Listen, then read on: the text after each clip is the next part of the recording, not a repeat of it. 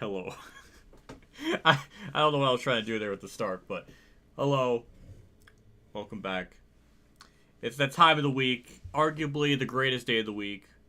Maybe Monday's pretty good too, with the streams. But Thursday Night Thunder, but kind of a throwback. I mean, it might as well be like a throwback of a better time. It's Alright, okay, audio's good. Okay, my freaking Streamlabs had to like update itself, so I was like worrying that I was gonna lose my like audio or reset that. I should have checked that just before I started streaming, but okay, dodge the bullet. That's all situated. Face cam is freaking. Why do I look so blue? It's not supposed to be a blue day. It's very nice out though. It's very, very wonderful outside. So let's adjust this a little bit. There we go. I got a little more color to my complexion. That looks better. But hello chat, hello Turquoise, Phantom, Andrea, Viper, Spencer. Appreciate you all stopping by. It is it's too nice of a day out. Can't even blame people for not tuning in. It's a good day. I'm a blue. I am. I'm indeed abdabadibadai. But yeah,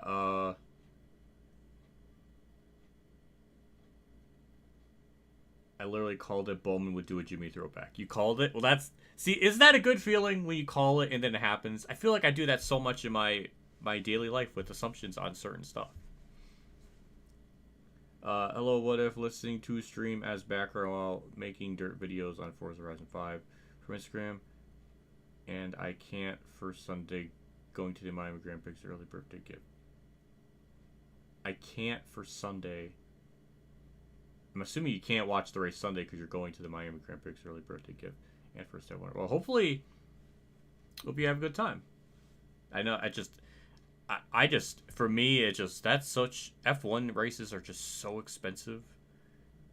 Just be smart and don't go insane on buying merch because oh my god, merch was probably foreclosing on a trailer. I don't know what that means, but it's expensive. That's all I was trying to illustrate. Why is my phone blooping? But just started the stream. It just always happens. Is there a reason? Oh. Now it's telling me. Give me the freaking security alert thing because I freaking logged into my Streamlabs or I like because I need that. So if anything super chat pops up, it actually shows it. Okay. What if incoherent sentence check? Yeah. Yep. Get those bingo cards ready. And your phone is bleep bloop. Yeah. It just I don't know why does it have to happen now? Right when I start the stream or like right when I go to Facecam, then it starts happening. But. Yeah, I don't think there's much of a secret of why I'm doing this stream. It's been pretty evident that I wanted to do this for a couple weeks now, or at least I was discussing it throughout the streams. But the theme, why are we doing this? Why am I simped out as Kurt? I mean, I do that normally anymore, but why for this stream? Well, for a lot of reasons, naturally. One, this is Thursday Night Thunder. New series for at least 2 months, somewhere on there. So this is kind of like a summer series, kind of. Essentially, be going through most of the summer. I don't know if you would consider May the start of summer, but it'll be going through summer, part of summer. And we're gonna be reliving. Grandpa What If here is gonna relive the glory days of the core league, the first 2 seasons that I primarily raced in, and the one. Maybe you can see it in the background. My chat's blocking it, but my season 2 championship that I won because I'm just the greatest to ever have lived and perfect and amazing. So I have this. I can put this next to my tombstone when I die. I want them to like cement it to my tombstone. Hopefully this is good under weather. Because it's going to get tested during that point, like 40 years from now. But, yeah. So, it's an honor and we're gonna be reliving it, and also gonna be reliving just just NASCAR Heat 4 in general. We really haven't done much with Heat 4. I mean, because it's basically Heat 5. But I only did the one stream I did recently was the 100% race at Chicagoland, which was back almost a year ago, just about. So I wanted to do that. I want to at least do more of it. And this is definitely a good excuse, and it's reaching upon the 5-year anniversary this year when season 2 started. So yeah, I'm just it's a sentimental nostalgia trip, and I want to do that. So this is why I guess that's why we're doing it. I'll get into more core stories during the races and stuff. So I'll put a pin on that until we actually get into the races and stuff. But hello, Ultimate. Thanks for stopping by. If the What If versus Foam Bloop rivalry was an anime, it would be longer than One Piece. Well, I don't know. I don't think the foam blooping has only been a thing for maybe 4 or 5 years, maybe. So definitely not longer than One Piece. Because I don't think I'll be doing videos for like, well, probably to some extent, but I don't. The anime has a whole different reason why it's long, because it's trying to make sure it doesn't get too close to the manga, so it doesn't get like too close to it. You know, that's just normal. Because Dragon Ball Z at one point it was like 13 chapters. The anime was 13 chapters behind the manga, which is really really close. That's a whole other thing. Production got bad, and it's like the animation teams went to the movies, so instead of there being like 6 animation teams, it was like 4, and it was just a whole shit show. I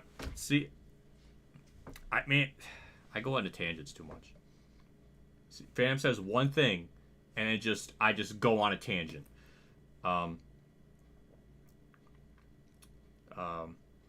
Just finishing Tormented Telling. Hell yeah, you give that toilet it's freaking business. You tell it, you let it know that you're number 1. Even though you just did number 2, you're number 1. Hell yeah. But yeah, I don't think there's a whole lot of like pre-stream stuff. I think we just kind of hop right into it. There's really there's not much more backstory behind why I wanted to do this, but yeah.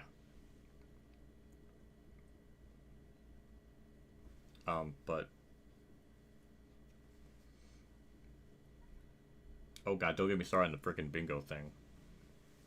I think I referenced it in my Discord. It's like that Ed and Eddie thing where Double D makes like a maze for Ed to go through, and Ed just goes like, and you're supposed to go like you're supposed to find your way through it, be careful, and everything.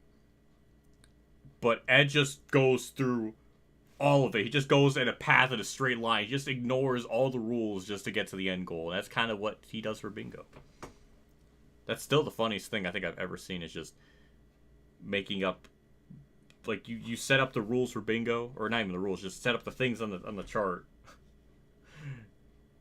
and then you literally just put it down whether I say it or not, or if chat brings it up, or he'll purposely put something that's on his bingo card and reference it in chat to himself so we can give bingo to himself.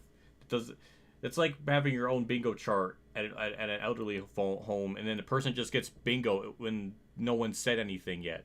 It's like, that's not how how do you fuck up bingo?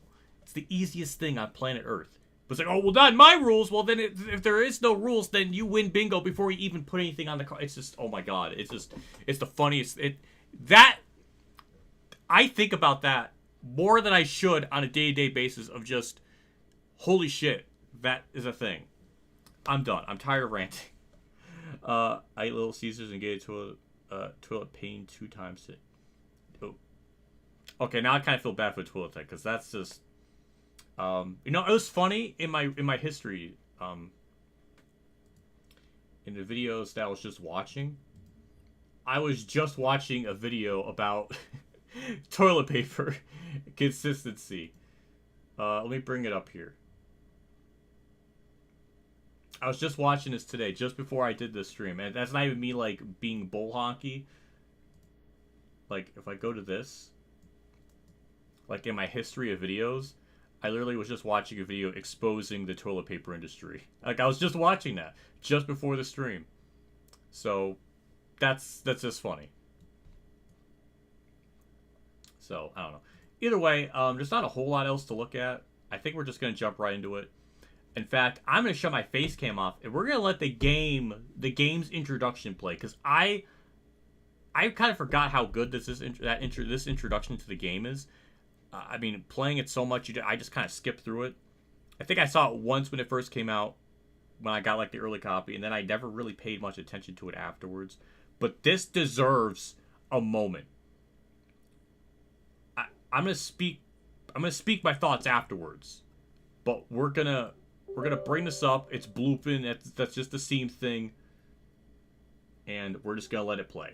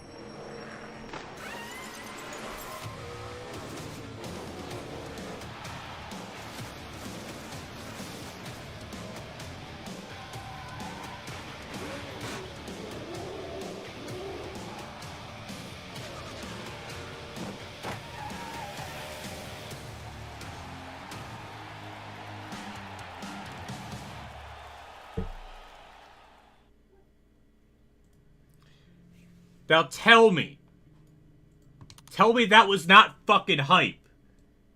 That got me. That honestly got me. I really like it. I got thrills. And a little bit of chills, but mostly thrills of that intro. It reminds me of like NASCAR Heat 2002 or Dirt Daytona's intros. Like it gave me a little bit of that. But it was awesome. I also liked how they had Greg Biffle in one of the shots. I always remember that. And the Kyle Larson flip, which I remember Fox like never showed properly. But yeah, I don't know. I liked it.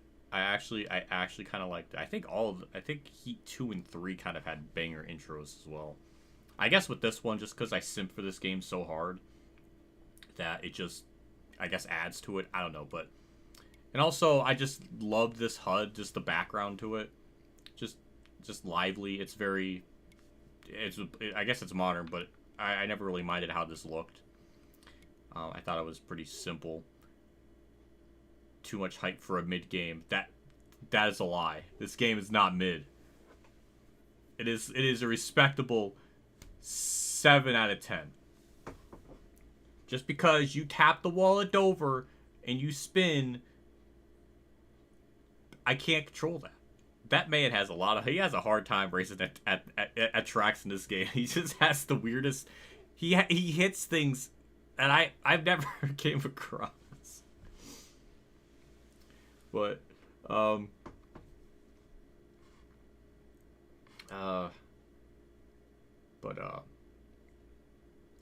yeah, Harwick was on the cover. It was good. It was good stuff. It was, I remember when this game first came out, I hated the trailer because it was like partially incomplete. They were showing Danica Patrick in the game, which was never a thing. And it was just always something that was just annoying. And there was nothing in it because it looks so similar to Heat 3. It was just like, it didn't give me anything. Even though in hindsight, they updated the game engine. The physics and everything is more improved. The AI are a lot smarter. So there really is a lot more internal stuff. It's just that it's behind the curtain type of stuff. Some stuff that you won't be able to see visually. But yeah, I loved this game so much. I really did. I just wished the lifespan of this game was cut short because they were trying to make Ignition, so Heat 5 got pushed up like 2 months early in development time. So we only got to enjoy this game for 10 months. Not a traditional year or like 11 months and like 28 days, though. It was freaking 10 months. Not even 10 months. And it really upsetted me. In fact, I had to rush to finish this career mode because I just didn't have enough time. I think I was good by a little bit, but I know Winval had a crunch for his. I know Real Radman did that as well. Same with Joseph. I don't even like discussing him, but it was a different time. That was just somebody that was doing it back then. But yeah, I missed this game so much, and it was such a good time. I'll gush and fanboy more during the races because I think we'll have a lot more chances to do that. Before I actually do it, I know I mentioned it in my Discord or just maybe in my other streams previously. I don't know if I clarified it properly, but I do want to give proper shout out to thanks because this whole entire season mode or a custom season would not be possible if it was for not Sanok Maniac or Manic. I don't know why his name is so hard for me to understand, but Sanok did this. He created the custom season because you can't do custom seasons in this game. So when we go to championship here and we start, I could actually just delete that, but yeah, we'll just delete that and then create a new one. But as you will see here, he put in the core season 2 schedule, all 17 races, obviously except for Eldora. That's a 9 points race, and you can't put Cup in this game. You can't swap that out. But basically all the normal points paying races in Season 2, all 17 races, which apparently is the longest core season. I think even to this day it's still the longest season, I think. I remember the season kind of bled into the start of 2020, actually. So this season wrapped up just before the world ended, metaphorically speaking, with the pandemic. So definitely a different time. But yeah, all 17 races. I don't know why it was 17, because Season 1 was only 12. So I don't know why they added extra 5 if we're going to be cutting that close to the end of the year. Because I think we started this like right at the end of, like, I guess the week of the championship finale at Homestead, I think. So I think that's why. I don't know how we actually pull that off. That wasn't really any of my idea of like the schedule being that long. Because by this point, I was already like a mod in this league, but primarily the schedule was all premised by Darian Iceberg that created the schedule. Remember your one race was at the Glen. It was at Watkins Glen. It was on my birthday. I also won at I think Watkins Glen was the first, and then it was at Darlington, and then I know I won 3 races, but I don't know where the third one was. I'm not really sure. Might have been Auto Club, actually. I'm not sure. I think I won 3 races. But, yeah.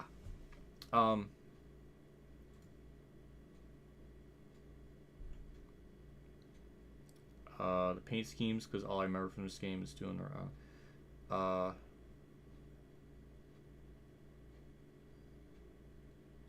I know you won't release. Yeah, there is that too. There is that with the tire. With this, it's basically one of the more recent mods that came out where you can adjust like that the tire where you can up it as much as you want. It also is the race length. You have a lot more variations with that. That is in this update, this thing too that I was given. We're not really going to be factoring any of those in because they're just kind of a bit too insane. I want to try to adhere to what the core league did in terms of the race length, tire wear, and all that stuff. So that's kind of what we're going to try to stick to. But that also is included with that, as well as the free cam and stuff. The free camera. But, yeah. But yeah, we can look at paint schemes. Actually, we could do that right now after I pick the season out. So, yeah, this is all possible because of Sanok. He created the custom season to add all these tracks and everything. The only thing he couldn't do is add in Martinsville Night. For whatever reason, there is no track file in the game to actually put it into the custom season. I guess they fixed that in Heat 5 where you can actually do that, but I guess you just can't do it in Heat 4. But every track is there. Every like tracks that were daytime supposed to be daytime, night that's supposed to be night. All of them except for one. So, yeah. yeah, we're gonna select that. We're gonna go through all the paint schemes. There is a lot here. This, oh boy, there's just too many to count. There's the Shazam one when that movie came out. Throwback, and then that one. There is a lot. There is a stupid amount of DLC. That's one thing I can't take away from them in all these games. They put in a stupid amount of DLC. Arguably overly so. But usually I'm not like one that's like all for DLC. Because a lot of these alternate schemes should just be free. But I think that's also a race win car. They also did that in this game too. This is the only game where you can unlock custom race win cars for the challenges. Like, they actually gave you an incentive to do the challenges. The only game to ever do that, where you get the race win cars. So I wish there was more to it, but I like that they tried to do something different, and it's a great concept. I wish that was in Heat 5 or more of them, but they at least gave you an incentive for the challenges instead of just completing them just for the sake of it. So that was always appreciated. But yeah, I think to get the full season pack was $30, and then whenever new DLC comes out, you just get it automatically. So you're getting like 200 plus schemes. I don't know. I haven't counted all of them, but they're probably over 200 in terms of like all the series for $30. That's not a bad deal. And obviously we have my Kurt, which naturally we're going to be racing as, because that's the car I was driving with in Season 2. And we got 2 variations of the gear wrench car, which that's hot. I always like this one more. I don't know why. Maybe just more simple. I don't know. But yeah, there's just... if I really sat here and fan... This would be like a 3-hour stream, just maybe looking through all these paint schemes. So we're just going to go through them real quick. Because obviously, all of these cars and all these drivers have a lot, to put it lightly. But yeah, it's definitely... Oh, I gotta show this one with the... It was only one race, the Barstool one, before they were out of the sport. They were at Talladega. I remember that in 2019. And then we have Austin Dillon's here. Chase Elliott with 14 alternate schemes. Back when the Hooters car looked alright. I kind of like the black variant one that they do now, but yeah, it's... Oh, then we have the car that he flipped in at Talladega. That's a good one. Jeff Gordon. Denny Hamlin.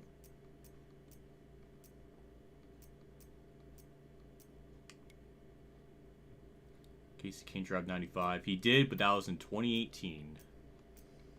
Oh god, the Kevin Harvick Heat one. I just saw that. Oh my god, we gotta go through this again, because there is 2 of those Harvick schemes that I loved. I remember I loved them even when they first came out. Where is it? Is it this one? Oh my god. This was cringy even when it first came out. The freaking I don't know, the millennial car? I don't know. Turn left, front. This is so... This is going to get cringier the older I get. And as more years go by and then look at this. It's just, there's a part of the car that says, is Bay. Oh, Lord. Oh. Is there a skeet on the bottom of that? Did I just see that right? Oh, Lord. There's just too many freaking memes. But the Miami one. This one. Oh, God. I love this one. I think it raced at Pocono, I think. I don't know. I don't remember the race. I know I made it. I know it was in a thumbnail of one of my Heat 4 episodes. It might have been Pocono. I'm not sure, but I loved this car so much. That's a hot scheme. I would just have... is there a die cast of that? Does that exist? I don't know, but that would be freaking amazing if it did. Got Daniel Hamrick, who I literally forgot ran in 2019. Jimmy Johnson in like the saddest amount of alternate schemes, which might have had more. I don't know, but this is the first year we had Ally, and that was a big deal. I remember freaking... Good Morning America made a whole segment on it. revealing it. Like, back when that was a thing.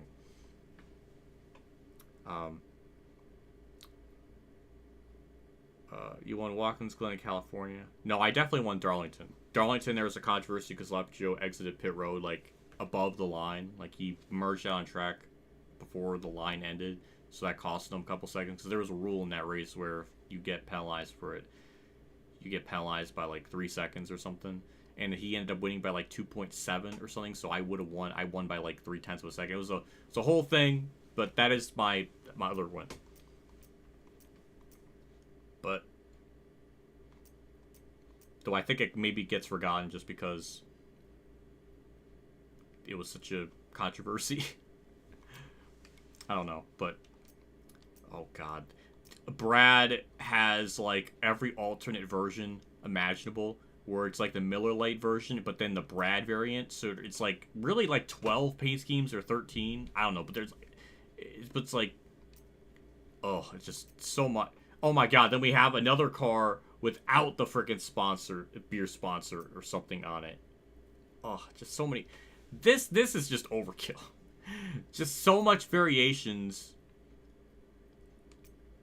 Oh, and another one where the sponsor, the beer thing is gone. This was I love this car. I remember Ed Stein on race this at some point in the core league. I loved this car. It literally feels like you're wearing a sweater. A really nice Christmas sweater. I've always loved this scheme. Yeah, we got another Brad version of the car with Miller Lite on it. That's the race win car. There's just so many. I think this is the most a driver has in his entire game. It's 25. That one's that's a hot one. Also, isn't it nice to have the freaking throwback cars actually have the number on the side as it should be, and not like pushed forward? That always bugged me because it's not really like you're not really throwing it back properly because it's just, the number being forward just makes it just kind of ruins it. I don't know. Ranting aside, a lot of good schemes. There's also the Scooby-Doo one, which again looks freaking amazing. I like how the 32 matches. It's like the Mystery Machine colors, like that. Good. I love this car. Just wish it ran better, but then we got Kyle Larson, who I think. Oh man, this is the game just before he got canceled. That's awkward. I think I remember one of my Heat 4 videos. One of the pre-race things says like Kyle Larson wants to be your friend. I put like no. That was funny. But this was back when he said the big no word and got canceled for it. Logano, multiple schemes. Michael McDowell with multiple schemes. He's been in that car for a long time. Nice root beer car. I've always loved those AW cars. I like how the beer foam is like, I don't know, I like that. I like the wood of it. Like, good representation of the brand. I like that. BJ McLeod. Jamie McMurray in his one Daytona start. The only difference in the back of the car is the lights. I don't know why. It was that originally not supposed to be like that, and then they fixed it. I don't know the whole backstory behind that.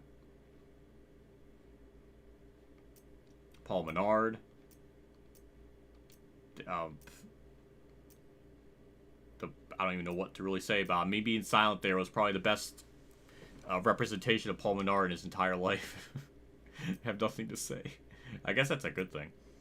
Ryan Newman, the first year in a 6 car, which he actually didn't do all that bad. He actually made the playoffs and made it to the. He passed the first round. I think he missed it in the second round, but he was pretty competitive, or relatively competitive. Like, he wasn't embarrassing himself, and actually was making that 6 car look pretty good. Oh, that was a good throwback one there. But yeah, nice looking schemes. There's just so much nice schemes here. I gotta try to speed this up because there is just so much here. There's a throwback to Darrell Waltrip, the Hugs car. My nephew drinks those Hug beer bottles. Actually, I used to have those back in like baseball. So yeah. Suarez got canned to this ride for no real fair reason. I don't know what they were expecting, like him to be as good as Kurt, or I don't know, but they just let him go. That's another nice throwback. I think all Stuart Haas had like Tony Stewart related throwbacks in 2019. So yeah. Matt Tifft, who Matt Tiff's wife, for some reason, was beefing with Kamikaze because Kamikaze put him as like one of the like 10 worst drivers or something. So Matt Tiff's wife got onto his account to defend him. That was weird. That was a fun period of time. Captain D's, Truex, my boy. This time period of Truex with this 19 was so good. I loved this. This is like such a great. All of these had great sponsor placements, and it just always looked good. Like the car was always full. It never felt like there was an empty space anywhere on the car. It just always looked good. I love the Sirius XM. I like the auto owner cars. Good throwback. I mean, Truex usually kind of has mid throwbacks, but this is another case of like a good throwback. So I've always loved Truex's schemes. Bubba Wallace, back in the 43 car, the Plan B sales one, which they put all the names on there. I don't even think you could see it, but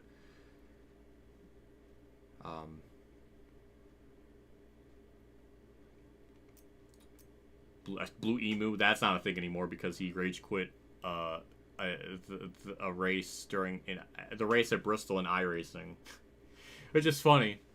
But like, yeah, if you have a sponsor behind you, maybe just stick around. So that was kind of stupid. He rage quit because Clint Boyer was just being stupid on track. Which, wow, who would have thought Clint Boyer being stupid on track? That's nothing new. That's it. I love that scheme. It's a good car. I like that. So yeah, good stuff. Cody Ware, and that's the last one. So we got through all the Cup guys. What was I about to say? I don't know. But racing is Kurt. That's simple enough. Truex throwback this year sucks. Yeah, as a Truex simp, I can admit that is very lame of a throwback. We gotta start having like a limit of what is considered a throwback. Like I feel like anything 10 years on back should be a throwback, but not something that was done like 7 years ago, 8 years ago. Like Junior's one from 2014, that's like cutting that line. It's like right at that line. Like 2014, I guess I would say 2015 on up is like irrelevant. Like you shouldn't be throwing it back. They did that with freaking one of the Dale Jr.'s 2018 Hellman's car. It's like, why are we throwing it back to something 6 years ago? That's stupid. I guess technically, am I being stupid because I'm throwing it back to something 5 years ago? But shit, you got me there. Yeah, you got me there. I don't know. I'm gonna defend it because like the online world, like 5 years feels like 10 years. Yeah, we're gonna race this Kurt. We're gonna be going each race. We're going through all the Kurt cars. So this stream probably won't be a banger with stuff because it's not gonna be too wildly different schemes. But we're gonna start off with the default, and there we go. So the settings. We're going to do it pretty straightforward. 50% races. That's what they did in Season 2. 2 times tire and fuel. So I think it'll be like 23 laps we have to pit. 22, 23. Tire wear. We're going to be finagling with this. We can keep it at normal for Daytona. We go to Richmond because we are doing Daytona and Richmond in this stream. Just want to point that out. 2 races a stream per week. That's the plan. We get to Atlanta.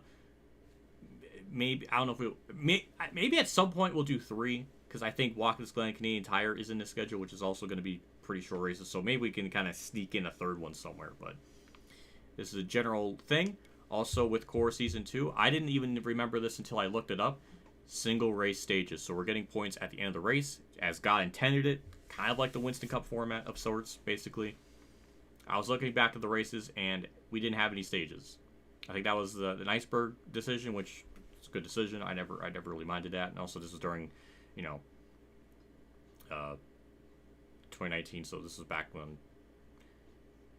stages were pretty much in the same opinion as now, where it's like conceptually getting points rewarded throughout the race is fine, but arbitrarily throwing a yellow for it and stopping the race is still a problem. Which yeah, it still is. So single stages. We're not going to qualify in any of these. AI settings pretty normal to what we normally do in the Heat 5.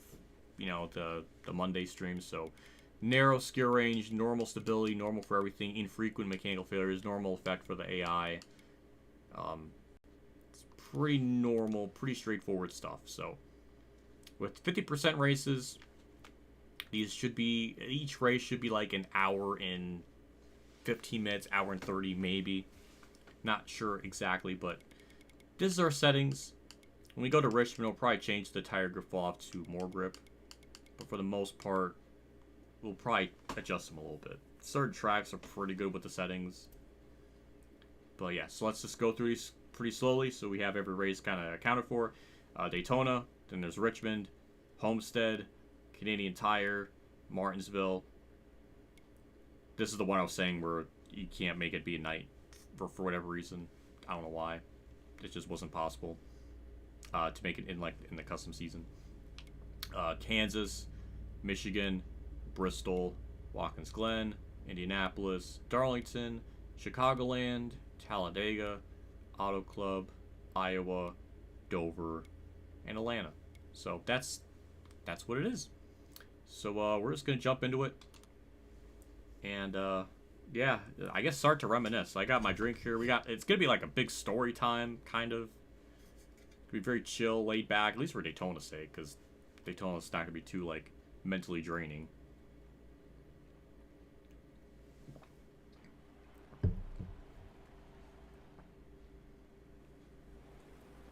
Paul Menard almost costed Bowman his Chicagoland. I forgot about that.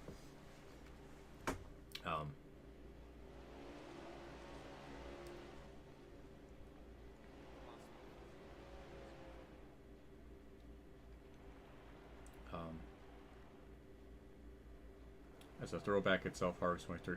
Harvick's one was so... It was a reference to, I guess, his AOL card, but the sponsor was entirely wrong. The scheme barely looked like anything of the original. The only thing it had loosely was just the colors, but the livery itself was like so far away from it. It barely counted as a throwback. So that was still stupid.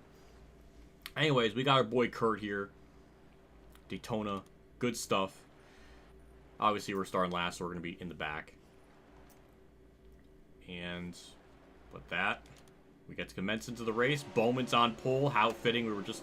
Chad was just mentioning Bowman. Hamlin's having a stellar weekend. There you go for Sanak. That's good. Harvick's car is really fast today. Almirola went to the back. And also we'll be seeing like alternate paint schemes throughout the race corresponding to real life as itself. So that's also kind of cool. Drive safe. So here we go. 100 laps. Be ready here. The Reliving Season 2 begins. The simping of my own season continues. Or I guess it will be continued forward. Still there. But, yeah. So 100 laps, 23 in the fuel, so it'll be 4 or 5 pit stops throughout the race. Unless the AI pits sooner than 23 laps, I'm not sure. Assuming, I mean, that's if we go green the whole way, which it's hard to say. But I think the most I remember from this race was we had a yellow on the first lap. I remember that. Still there? I guess even leading up to this race, we had the duels and the shootout, because we didn't have a shootout in the first season because we didn't have like any previous winners. So like we had the duels first and then the shootout, I think.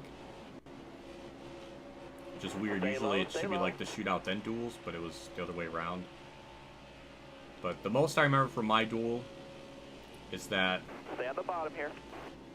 Joseph won the race, and I remember there was like 3 lanes of cars trying to pass him up on the outside, and because this game is stupid and the outside line really doesn't work at restrictor plates, we had like 3 lines of cars trying to pass him on the outside and like couldn't do it. Stay on the bottom. Then on the last lap going into turn 3, I bailed on Winvow. Careful. Like I left him to dry. Like a frickin' bad paper towel. I abandoned him. Careful. I abandoned him. And I was trying to go for the win myself. And none of it worked. It all failed miserably. I looked like the biggest jackass because I just left him out to try. And then Joseph ended up winning the race. Still there? Which I wasn't even horribly shocked he was even in that position to win, because many people maybe don't remember is, even as far back as like NASCAR 9, he was weirdly good at Daytona and Talladega. He just always was competitive or able to win those more often than Still there? normal. So he had some kind of knack with it, so I wasn't even surprised he was up there, but I kind of blew away a chance to even have a shot to Still there? have him not win. That was a betrayal on my part. But it was a good time. Careful, I was still there. watching part of that a couple days ago. I was like, damn, it was such good times. Stay on the bottom. I missed those. That 2018 to 2019 Car span there on the was outside. mostly good. There was some bad. But 2019 was such a great Stay on the period bottom. of time. I really, really miss those days. Because it was just always fun. Just life was simpler. Things were Still there? fun. And it's crazy how 5 years can really That was a change great it so lap. much. Still there? But yeah, Daytona won. I think both the Daytona ones. I remember Stay on the bottom. in season 1, Daytona had. I remember it was like our most viewed video for a long time. It probably still is our most viewed video, Stay low. but I remember it was a wild Careful, one. still there. I know Danny B like flipped over, and because cautions were on relaxed, he never got a yellow for his You're car all clear up flipping. top. Which, if we had on strict, then like literally every type of contact or one car spin would bring out a yellow. But if it was on relaxed, then it's like, well, Wow, that a was car would bad. flip over and not Careful, bring a still yellow. there. So, yeah, as much as the like the offline gameplay was a lot better, the online aspect was still just insufferable because cars would be wrecking or being Careful, wrecked and still there. on people's screens. It'll be different. It was like that at Canadian Tire where Careful, people were still just there. up against the Alright, you're wall, good. but on their screen they're like in the middle of the track. It just the online was so bad with trying to do like an actual league race. How it even survived as long as it did, even getting into a second season, is kind of Still there. just kind of wild.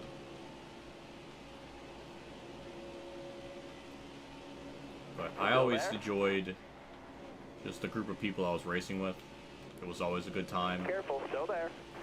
And it was just a very chill atmosphere. It was a great blend of, we're going to take this seriously, but we're just not going to troll Careful, still and there. just wreck ourselves and wreck our competition. Like, it was how it fucking is supposed to be. Still there. It was fun. There was a lot of sweat moding in it. Definitely a lot of sweat moding in it, but it was just, it had the balance of everything. So, yeah, that group of people, like Cody, Ed, Drive-Thru, Caleb as well, Careful, still like there. Wind Vows too, like just Outside. all around, just very chill. Always had a good time with them.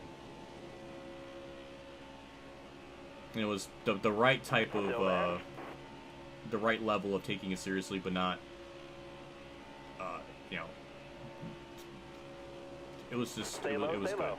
It's really how a league race atmosphere should fucking be.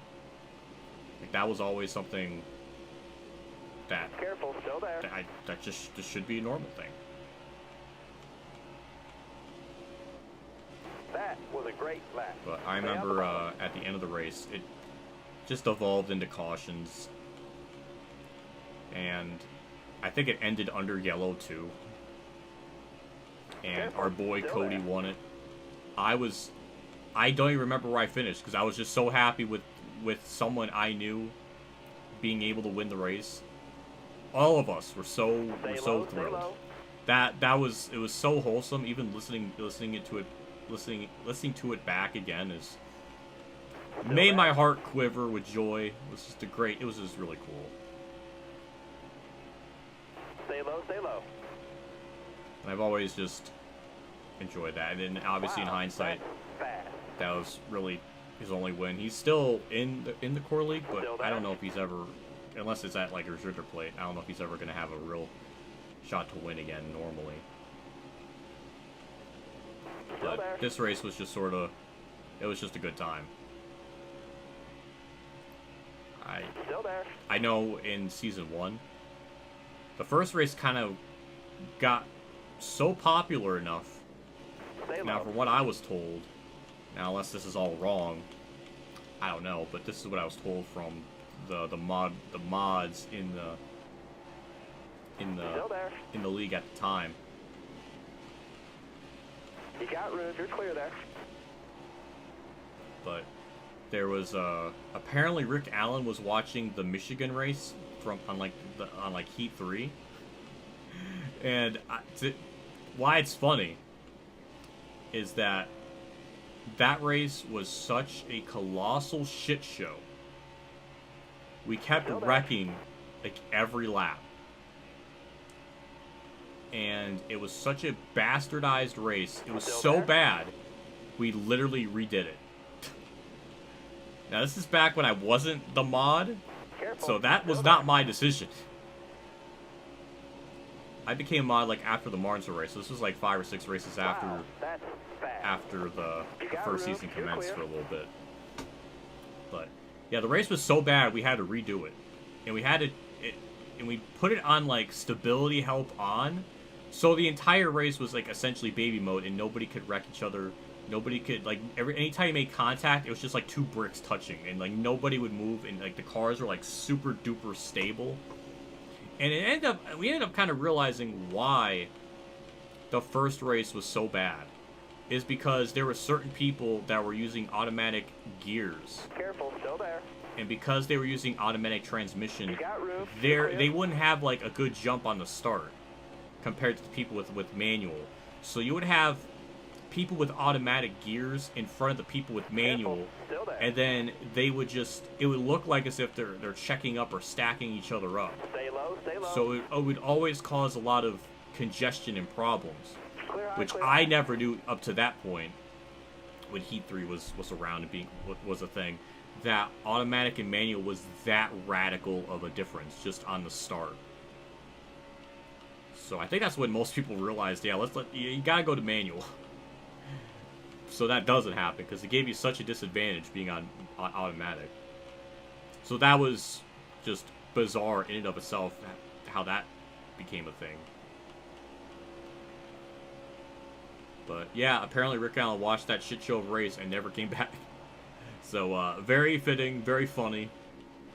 Kind of sad, because if that race just was decent, maybe that could have gotten a tweet from Rick Allen promoting the league or something. I don't know. The league was actually called something else. It was like the NASCAR YouTube Pro Series or something, but they had to change it because that wouldn't fly or something. It was copyrighted or something, so they changed it from NASCAR YouTube Pro Series to the core. So I don't know who came up with the core, like what was the origin of that name. I don't know. I wasn't around for that point, or in the clique or in that area group at the time. So I don't really know. But yeah, I was gonna do something with season 1, but I feel like this season has a little more weight just because I did end up winning the championship, so I thought this meant a little more. Also, I don't think you could probably do a custom season on Heat 3. Probably can. Stay high, stay high. But I figured I would just do this with season 2, just because I hold it in more special regards, I guess, for bias reasons. Can I eventually... Oh my god. Brad Keselowski behind me, it's like Ed Soundhead is right behind me. That's wholesome. That is wholesome AF. Oh, that's so wholesome. Man, It's funny, because I think Ed was the first person I really interacted with, like, a lot, when I was doing the Heat 3 like public lobby stream, because he would always be in there and in chat. He would make videos based on my streams and the stuff that goes on, and from his perspective it was like the most craziest things. My perspective wasn't nearly as wild, but for him and what he was seeing, he was like, it was nuts. But he was always has been and continues to be a really good friend of mine. And I've always appreciated everything he's done for me in like every aspect of my life. So being able to race with him making videos like off the lobbies that I was running, it was so cool. It really felt like I mattered. And it doesn't really feel like I matter much anymore, because like everything's just sort of broken off. But that time period, it really felt like I had a purpose, because once I started in like 2016, for like 2 years, I really kept to myself like religiously. I really didn't want to talk to anyone. I was just afraid, I guess, or I just didn't know how to approach myself. Because I still, even to this day, I still feel like there is a bit of my social awkwardness that comes through. Maybe not as much in the streams, but in real life, it's really bad. Car high, but careful. Inside. I really just missed that period of time. Hold your line. Shurex is up here, so this game is really just making me just simp for it more if we're gonna have all of my boys up here. Careful, still there. But yeah, it was just really a good time. And even looking at my channel number and stuff, it's like they were never ever like insane. But even just looking at the streams, it's like each of them have over 1,000 views, 1,500 easily. Like each one had what I would consider, way more than what I have now. It's just the channel's just not the same anymore. Maybe it's just because it's just tiring to do the same games. There's nothing new to play. That doesn't help either. And I never really properly branched out.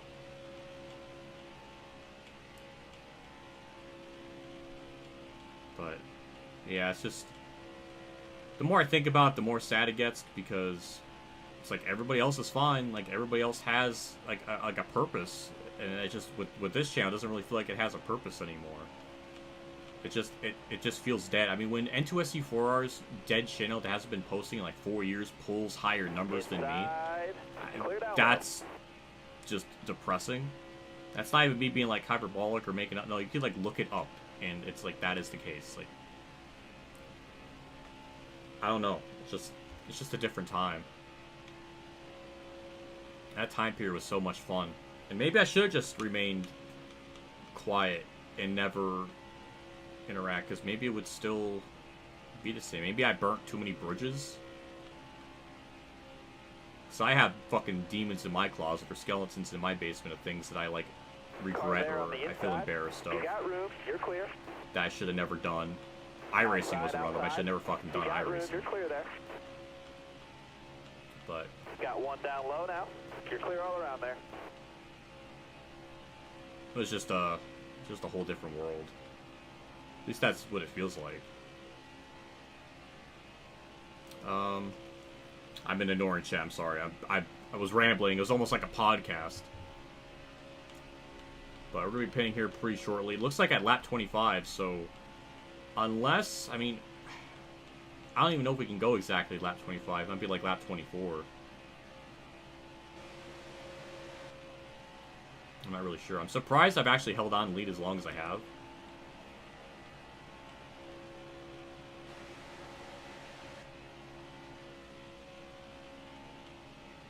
Got one down low now. You got room. You're clear there. Toxic's still around. Once in a while he'll pop up in chat, but yeah, a lot of those names, they're gone. There's so many names in that chat when I was rewatching the Daytona stream. It's like they're not around anymore. And I guess that's the thing with just the internet or just having a channel in general, is that there's always going to be people that come and go. But the most important thing is always gaining a new audience, because what happens if that old guard goes away? You need that new group to kind of take its place, and it was happening for me for a little bit, but then it kind of just stopped, I guess. I don't know. But still there. You're all what's really sad is, at least with one was like Tyler Johnson. Tyler Johnson would be one of those people that always come into the stream and do like crazy amounts of tips and donations or other sorts of stuff, and now he's just gone. So I just think to myself, like, what did I do? Did I do something wrong? Does he not like me? Is just life very different from now that he just can't afford to do it? Because even if he can't afford to do super chats, he's not in chat anymore. So I guess I don't know. And I wonder, it's like, is it because of my takes? Like, should I not do race reviews anymore? I mean, I still kind of do them, but not like weekly. Is it because I have such like shitty takes that just scares people away? I don't really know. So then I overthink it and just wonder, like, why aren't they here?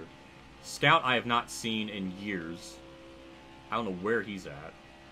Bonsa, I know he's like a track announcer at a local area, so he's busy with his own stuff. We're pitting this lap, by the way. Got one up top. Justin Hargrove, I have not seen that name in years. That car ahead of you is pitting. Car there on the outside. Ed's pushing me to pit road spiritually. That's wholesome. Yeah, 55. Bring it in here. You're low on gas. Back it down, back it down. There you go. 4 tires and fuel. I appreciate that. Green flag pit stop. I like that. Nuked your trailer a bit too hard. Well, I'm glad you did that. Why is chat on a freaking toilet tangent tonight? That's like the 3rd time I've heard discussions about it. What is this day turning into? We're in Tyler Reddick on pit road, Daytona 500. I don't remember that. I saw clips. This was during a point of time for like most of 2019. I essentially boycotted the season because they announced the 2050 package late in 2018. I was like, yep, I'm out. I'm done. This is gonna be stupid and bad. And guess what? A lot of races were stupid and bad. Just about all of them. So, didn't really feel like I missed much. I mean, I did the infamous sleeping through the Daytona 500 thing, which for the longest time was one of my most popular streams. It was, I guess, the most viewed one. I remember when it was like, I think Darian made a tweet about it, or like linked or took a screen cap of my stream. He's like, man, that guy's an idiot. He's missing out on a good race. And I did literally sleep through just about all of it. I think I woke up with like 15 laps to go. Which was even funnier because the last 15 laps were such a chaotic shit show that people were saying, oh, it was an amazing race, it was an amazing race, but it's like, well, and it just evolved into trash. So, and I wish I slept through all of it just to really make the meme funnier, but I had to wake up with 15 to go. My body just apparently refused to stay asleep. I purposely drank like NyQuil before I did the stream so I can like sleep. And I guess it did work, but I missed all of it, or like 95% of it. But that's almost even more thing that like you don't even need to watch the entirety of those races to really, because like it just made. I guess it also works in that context.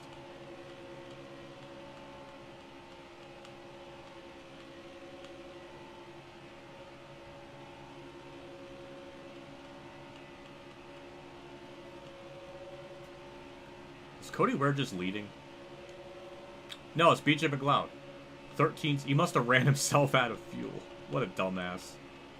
What an absolute stupid head. Yeah, he must have ran himself out of fuel. We should not be gaining on him that much. So now it's me, Stenhouse, and Michael McDowell?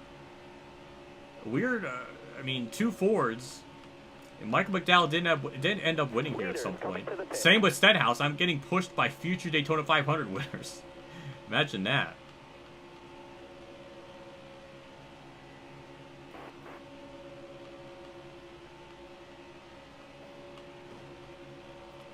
Well, now we're going to be leading, so then Stenhouse is going to stop pushing me.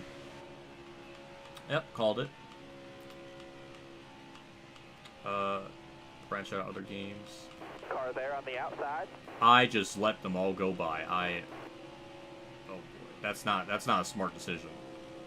I should have held my bottom lane there. I was looking at chat. Unless I can keep up with them in the draft, which we should.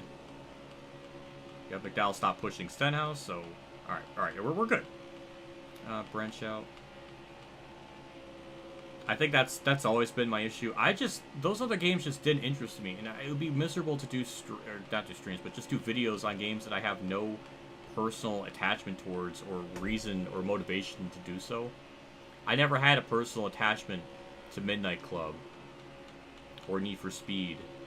GTA, yeah. I probably could. I know when GTA 6 is coming out, I'm absolutely going to be streaming that. Or probably streams with it. Still there. I know for sure. But that's like the only one that I probably could have. But again, that's so drastically different from NASCAR stuff. It would only strictly be online, and then but online is such a toxic cesspool of trash, You're all clear up top there. and it would not be fun to do. So I kind of rationalized that out. But I'm sort of at a different part in my life now. Like, this isn't my main absolute focus anymore.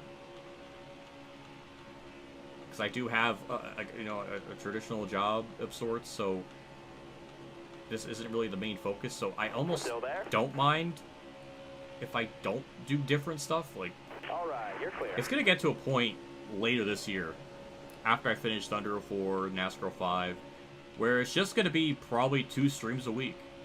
Still there. Unless I think to do, or go back to NASCAR Ignition, which honestly might happen as a career mode thing when I have nothing else left. Because now I can at least play the game with like all the updates and patches on PC.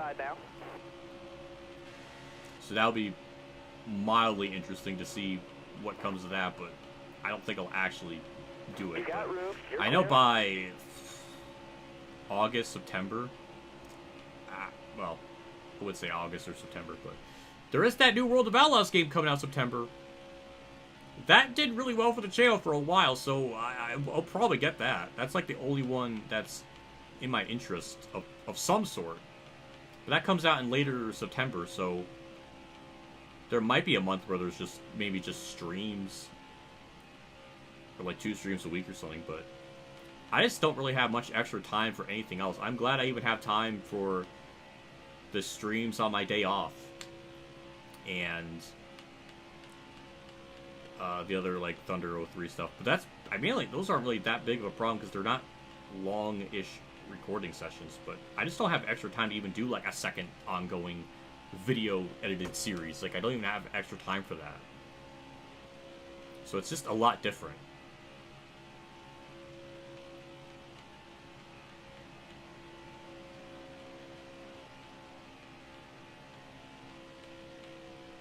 Yeah, I forget Stenhouse was still in the 17 by 2019. I think that officially changed the next season in 2020. Yeah, 2019 was last year Stenhouse was in this car. Stenhouse, a lot of luck to play tracks. Okay, I'll go by Stenhouse cheating conspiracy, as we got Beecham McLeod here a lap down amongst all these lead lap cars. But, yeah, Stenhouse won those Talladega and Daytona races in 2017 because they cheated. Now, you may think that's like a ridiculous comment, but on Reddit, they saw like the roof of his car was dented.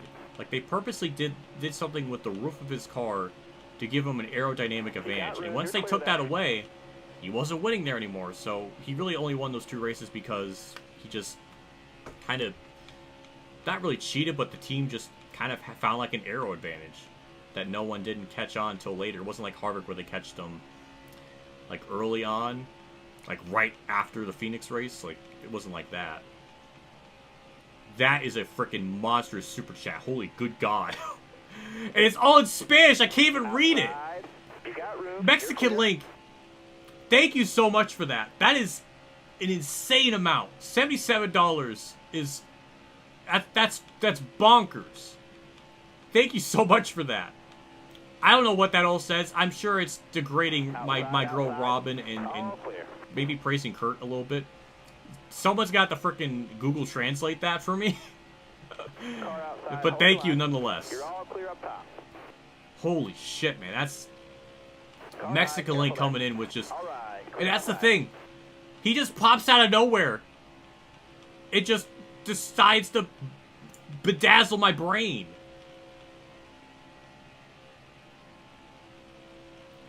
Translation. Kurt Busch's hairline just DDT'd Joey Logano's stretch marks from the top row. Nick Robbins' silicones will be the referee. 1, 2, 3, 4, 5, 6, 7. I don't know. Is that like a wrestling scenario? I kind of like Robin being the referee, though. That kind of... But why is it Nico Robin Silico? Like, making fun of her bust?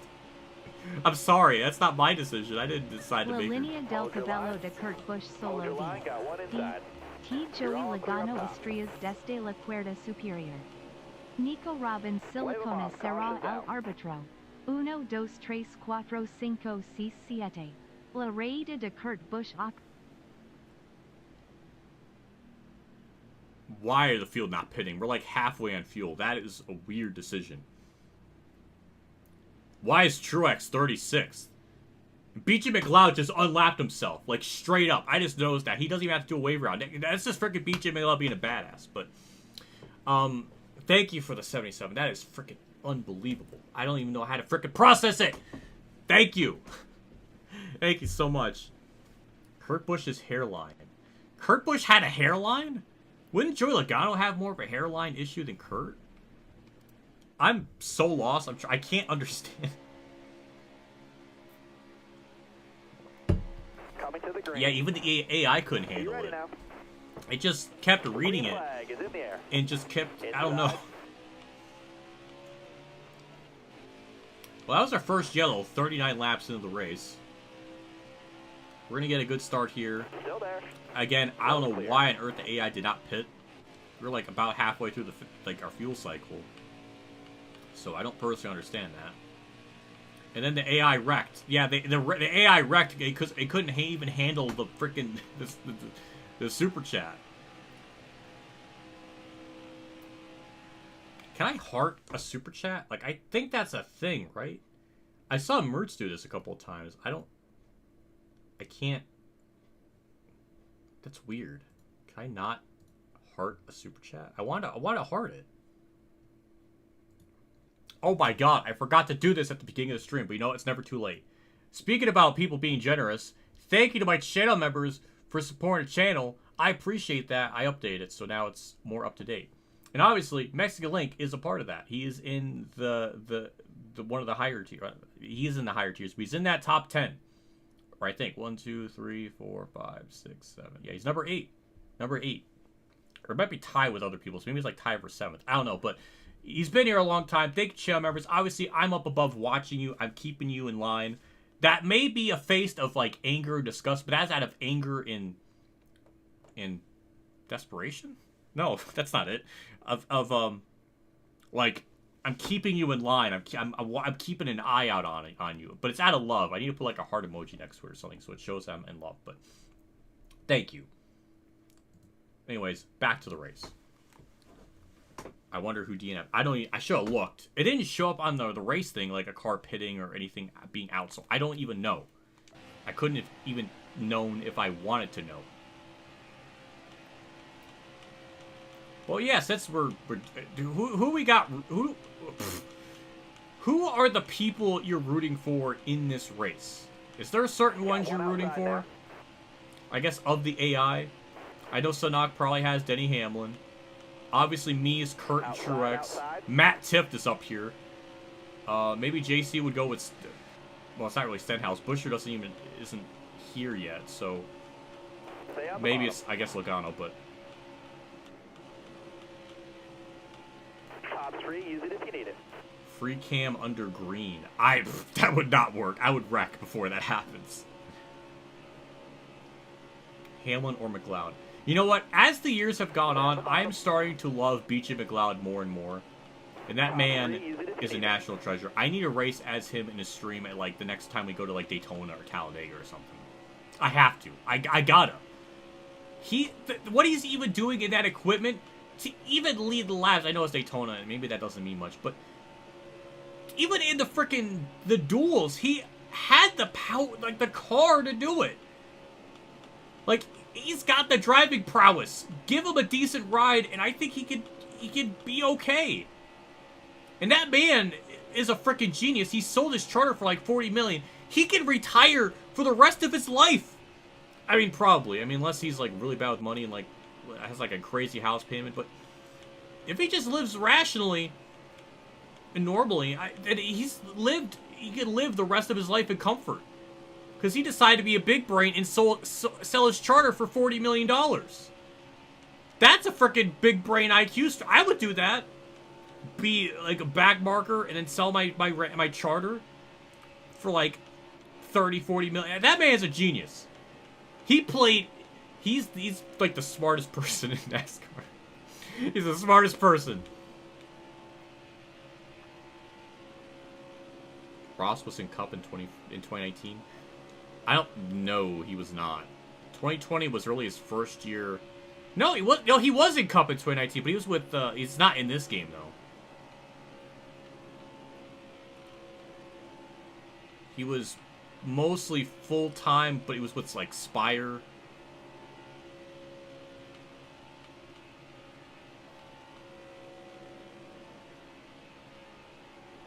If it's really Bowman at DNF, of all the people, it had to be Turquoise Hawk's boy.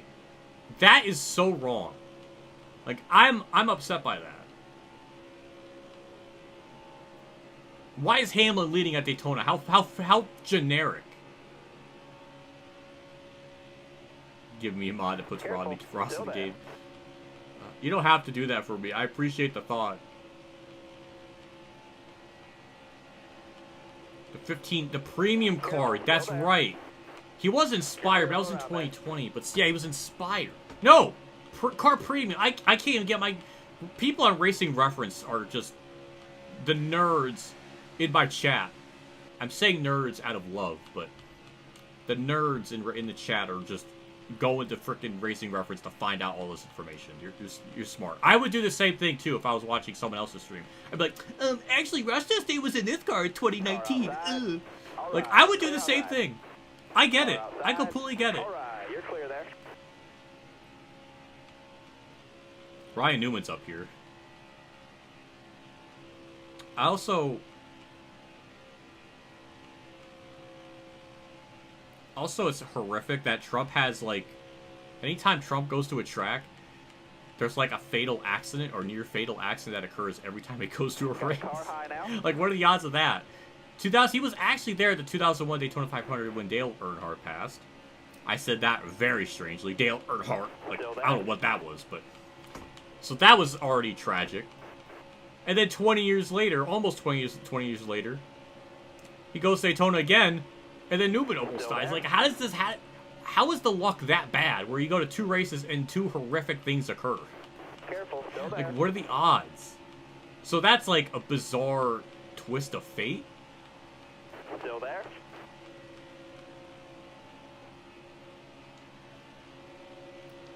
We're gonna be pinning here pretty shortly. Still there. Yep, very shortly indeed. That's the other thing too. I wished it's not really Core's fault, but I kind of wish that the races were just 100% races, because doing 50% and having each race almost be like an hour and 15 minutes just feels kind of short. You got room. You're clear there. Can't really make a stream or hype it up if it's only an hour long. I mean, I guess it's like as long as a truck race, but if there was like a 75% race option, I would love for that to be a thing, which actually is a thing in this game. So with a mod, but yeah, if that was an option normally, then it would have been really cool. I didn't even get into the tangent of how I became into Core. Wait, how I got into Core to start with. Because I wasn't even going to do it because I didn't have a PS4. They were primarily focusing on PS4 with that league. So I didn't have one. JC and Dale, that dude named Dale, pitched in their monies together to get me a PS4. Car there on the outside. To race in Core, which was fucking amazing. All right, It's amazing. That's unbelievable. And I still have that PS4 to this day, and it still works and everything. Clear high, bud. All right. And I'm really thankful for it. I don't know what Logano was doing. His AI acted like he was gonna pit and then didn't. So I don't understand that. They're pitting a little bit early. The fuel indicator hasn't even popped up yet on the bottom of the screen. But yeah, I haven't seen, that's how I even got into it in the first place. And I was originally going to just do it part-time, but then I ended up being a tryhard, be like, nah, I want to go full-time. So I remember I changed my mind on that. Oh, look at that. We're going to be a douche. We're going to bone Logano. We're going to make sure he stays out an extra lap and be terrible. Now, see, it's not like Thunder 03 where they're just going to turn left into me. Because he will acknowledge that I'm there and he will stay out. So that's appreciated. Look at that. Something that this game does better than Thunder 03 and 04. That's going to be a problem, them paging up on the field. Oh, that was a crunch. I heard that. Oh, it... Oh. Yeah, they do that in real life, too, now that I think about it. They do exactly that in real life. They don't blend off of turn 2. They used to do that, but then they stopped. I don't know why, but... Yeah, so the AI merging, that's actually a realistic thing. It's just the AI being stupid to not go by. And that's how I think a lot of yellows happen during pit cycles, is that specific thing happening right there. Well, anyways, we're pitting this lap. I don't think we can go any further. We probably could, but I don't know. But we're going to be pitting. Bring it up pit road here. We're almost out of fuel. 55. Back it down. All right. That's the other thing, too. Actually, I should see who's blowing up on pit road. Who is it? Because I can't tell. It is... Is it really Truex? My boy? All this time? I'm upset. That is not how you make me happy.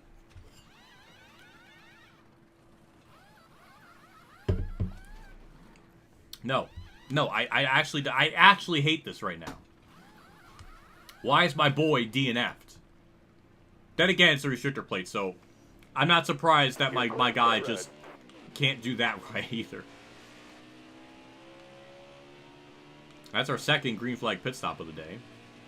On lap 50, so we got at least 2 more pit stops. At lap 76. Ooh, at lap 99. Oh, we're going to be cutting it really close if we just pit every 23 laps then. We'll be pitting them with like 4 to go.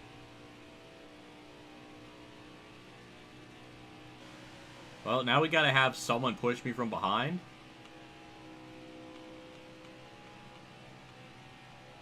Chris Buescher wins the championship before Hamlin. I mean, if you're factoring in the Nationwide series, then yeah, you're right. Logano, that was a hefty push there. I mean, I heard a tunk when he hit me. 202, damn. Logano got that beast in him. Go up high, go up high. Avoid the AI. Good, smart.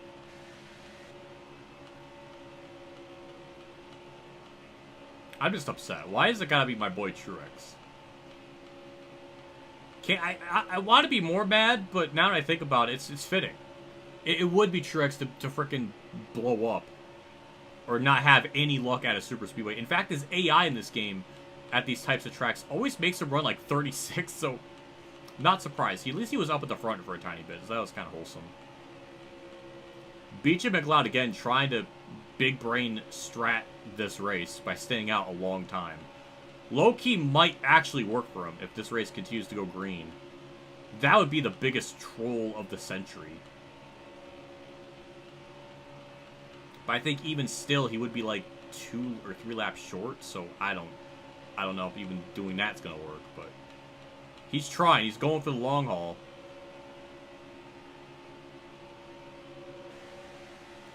But yeah, we're gonna cycle back on lead again. Hamlin's up here. Ross was in a 6 car a bit too. That's true. I forget about that. Since it was it was only for like 2 races because the pandemic. The pandemic really gave. I just can't even imagine what it would be like if the pandemic never happened and the season kept playing. I guess Larson's career would be radically different. Maybe he would still be with Ganassi in 2021. Like Larson would be. And then in 2022 you would go to Hendrick. But I don't know if the timing would be right with like that opening. Then who would take Jimmy's ride then in 21? Would it still have been Larson regardless, no matter what? I don't know. That would mean Kansas would never be able to race or come back. Timeline would be very different. Also, I mean, obviously Ross Chastain would be in that car a lot longer in the 6. Until Newman would have been okay to come back, which I don't know when that would have been. Definitely at least as late, at least before May, or at least around May, because he came back for Darlington in May. So maybe he would have been out for 2 months, 2.5 months or something. So yeah, it would have been a lot different. Apparently there was something online, if the pandemic persisted a lot longer, they were going to run 36 races in like, I don't know, 80 days. Like, it was like this proposed pandemic schedule. It looked insane. You thought like real life was kind of nutty with weekday races and everything. No, this proposed one was insane. It was gonna have so many races during the week to try to get in like 32 races in like, I don't know if it was like 90 days or 60 or something. It was crazy. Car outside, hold your line. Landon Castle's up here, another one. Well, that's Winbow. Winbow drove that car. So it's like Winbow is right here with me. That's wholesome. Still there? Somebody should do a championship mode with that schedule. Oh my god. I would be losing my mind running like Phoenix like 4 times. Or different tracks multiple times. Careful, right next to each other. All clear. Got one up top. Car outside. On the race. Was that Tony Stewart at the Glen? It was Tony Stewart at the Glen, 2004. Still there?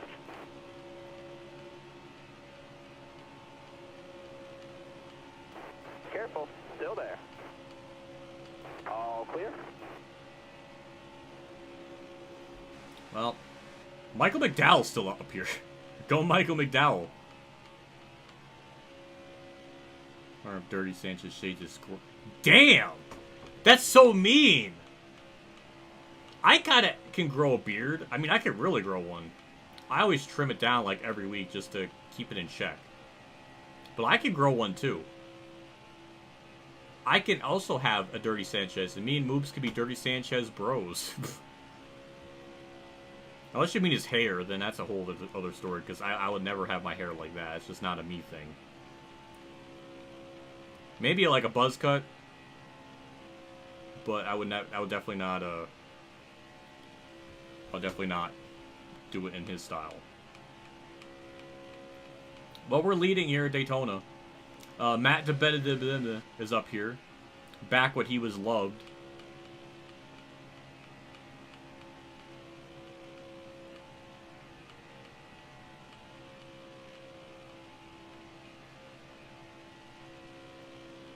Now we're just in a weird spot in this race. Now, like, what is happening? The top line's not forming at all.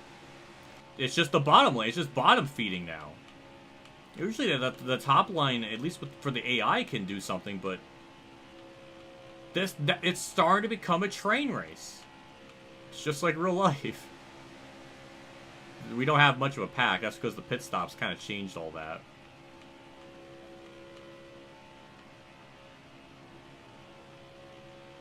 Byron being the highest driver. Yeah, 2019 William Byron was not that good. I guess, obviously, by 2019, I guess Chase Elliott would be the best Hendrick driver, but have not seen Chase Elliott this whole race, so I don't know where he's at. Aw, Michael McDowell is getting the help from Denny Ham. That's adorable. I can't believe Sanok likes this camera angle. It's just gross. It's just too close. The back of the car is not even in the camera view sometimes. It's too close. I just want it back a little bit. Stay on the bottom. Got a car high now. That's the only thing I wish. I was asking if there was a way to mod in the camera angles from Heat 5 into this, since the games are so identical in so many areas. I thought maybe the camera angles would be fixed, or at least be able to bring those in, but I guess it's not possible, which is upsetting. Because with the free camera thing, which maybe I'll show after this race if I end up winning or something, or maybe I could show it in practice at Richmond, has all like the extra new camera angles. I thought that might have been possible. What year is C4 based off of? 2019, which obviously in hindsight has a lot of kind of haunting repercussions, because this is like the last year of normalcy in the world before the pandemic came and made everything kind of upside down insane. So 2019 now it's kind of looked at least for me, a different lens, even though I did watch a good chunk of it out of my protest. But 2019 is like the last race of a normal era before things just kind of got flipped upside down with COVID in 20 and 21.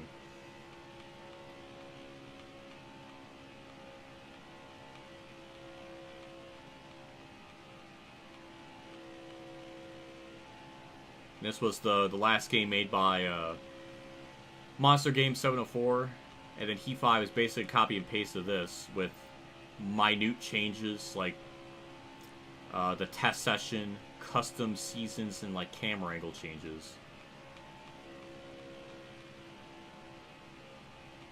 But it was such a shame because Heat 4 was building up to something.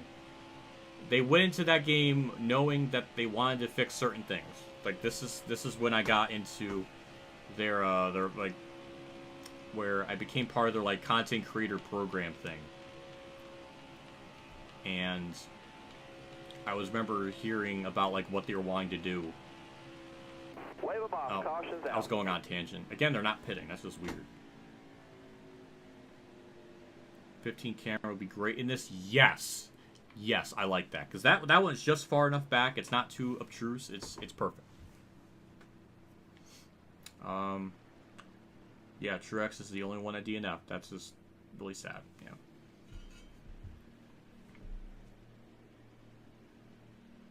There is a couple people pitting. Interesting. Landon Castle's pitting. Ryan Truex is pitting. Jamie McMurray's pitting. But we're going to stay out. Nobody can make it to the end on fuel anyway, so I think with this caution, it'll help us get to the end on at least 2 more stops.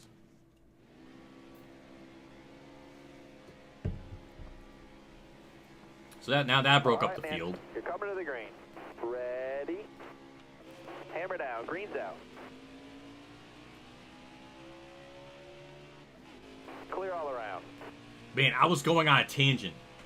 Why is Bowman 37th? I don't know, but he's on the inside line, so maybe he can gain some spots on the start. Oh, Lord. I was going on a lot of tangents about something. Damn it! That caution really threw me off. Chat, help. I need help. What was I freaking talking about before that yellow came out? What was this tangent I was going on? It's even important.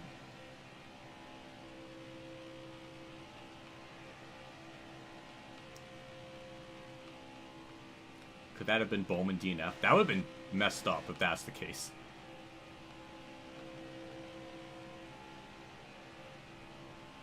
I mean, I could try looking to my left and seeing, but so far...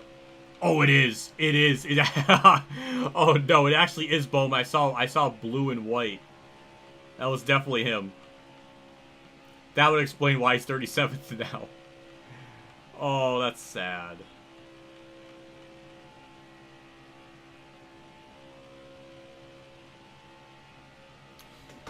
Thank you, Sanok. Yes. Car outside. All right. The NASCAR Heat content creator program thing. I don't even think I had an official name, but that's just what they would label me under, as content creator. I guess promoter? I don't know what it would be. I don't know if they want me to promote it, but when I was a part of it, they were telling me, Zane, who was a part of the community, he was the community manager at the time. Kind of like what Rusty Walrus was for like Heat 5 and Ignition. Zane was for 2019, and he was a really cool guy. Like, really, really cool guy. I have, like, no problems with him. He was really chill. I actually raced with a bunch of us when the game first came out. He was, like, chatting with us and everything. Like, he was a cool as hell freaking community manager. Like, that's awesome. They never did that in Tenix days. They never even bothered. Like, Zane did. He, like, interacted. He was, like, a person that, like, genuinely cared about NASCAR gaming and such. And he was telling me what they were wanting to do with Heat 5. He said that they wanted to revamp the physics. They want to make it better. Like, that was their main focus. That was the only thing that they were wanting to fix. Because Heat 3 and their physics, giving some context for that period of time, Heat 3 was lambasted heavily because the physics sucked, and that's where I coined the term ping pong, and that a lot of people use now. The AI, like if you make contact with one AI, it will sling you to the right, and if you're another car to the left of you, it would just ping pong you back and forth into them. And it just, your car was so vulnerable under that. Or even making slight contact could just veer you to the left radically, and it just ruined gameplay. Still there? So, with Heat 4, with the Unity engine being updated or upgraded since then, they were able to actually do that. Because they were saying the car was always on a one-axis tilt. Or like there was two pillars, giving the car like more balance. In Heat 3 and 2 in Evolution, it was only on like one beam, so the car would kind of sway a lot more. This time there was beams kind of like metaphorically like in the front and back, so the car was a lot more stable, and you could see it just in normal driving. Obviously, there's still some problems with it, but it's definitely way better at other intermediate tracks, Stay low, stay low. For example. But that was their main focus. So I knew going in like what they were trying to do, what they were wanting to set out and accomplish. So when I was actually able to play it, I was blown away because it did not feel like Heat 3 at all. It was definitely a radically different game. It looked pretty similar, but it definitely felt a lot different. The engine sounds were a lot more upgraded. The driving physics was a lot better. Obviously, the career mode didn't really have much. In fact, it felt like it was almost a step back because there was no interesting HUD like there was before. It definitely wasn't as visually interesting. Which, I don't know why they changed that, because Heat 3's looked fine, but yeah, so I was like, alright, that's a complaint we can have that change for Heat 5, because, okay, they got the physics down, they got that a lot better, the AI have a lot more better pit logic, we have something here. It took a long time, I wish it didn't take 4 games, but we got something here for the future. And then they were just bought out by Motorsport Games, like, fully, and just kind of got screwed over. So I just feel terrible with that. You got room. You're clear. But when I was a part of that content creator program, I remember Zane telling me that because of my Heat 3 video, like the Heat 3 rant review that I did, I think I called it like NASCAR Heat 3 a stressful experience, and I went into this like it was like a 48-minute rant and review on the game. They were telling me that the people Still there. were like the higher ups or like the devs were like watching my video as a reference on like how to improve the game. Like they were inspired by my video to make the game better. Because I guess I gave them like really clear. I guess my video was just really was really descriptive, or at least went into detail a lot about that, even down to the customization. Because I literally, when I did like the paint booth, I went through every single NASCAR game that had a paint booth. And I went through and counted all the liveries, all the templates, and all of them. Just to show, like, how lacking it was in Heat 3. And how disappointing that aspect of it was. And I showed references, I showed everything. I was stupidly, insanely thorough in that. Which is what you have to do. But, yeah, I counted all of them. I no-lifed the shit out of that video back then. And it was worth it because a lot of people watching that, and people in the office were watching that as to make a better. So I feel this. Maybe I do have a bit of a bias, but I feel like because of my ranting review, my influence, this is bad. This is really bad. Give me room. Give me room. Give me room. BJ McLeod. Okay, that was almost gonna be really bad. Okay. Also, BJ McLeod's up to third. He was a lap down at one point. Hell yeah. Leader is pitting. Oh man, I might have to stay on extra lap. I don't even think we can. None of us can make it to the end on fuel. It'd be better just to pit now, just to go with everyone else. That car in front of you is coming to the pit. You're low on fuel. Yeah, we're just gonna pit. Nobody can make it to the end on fuel, even if we stretch it an extra lap. So, all right, 4 tires and fuel.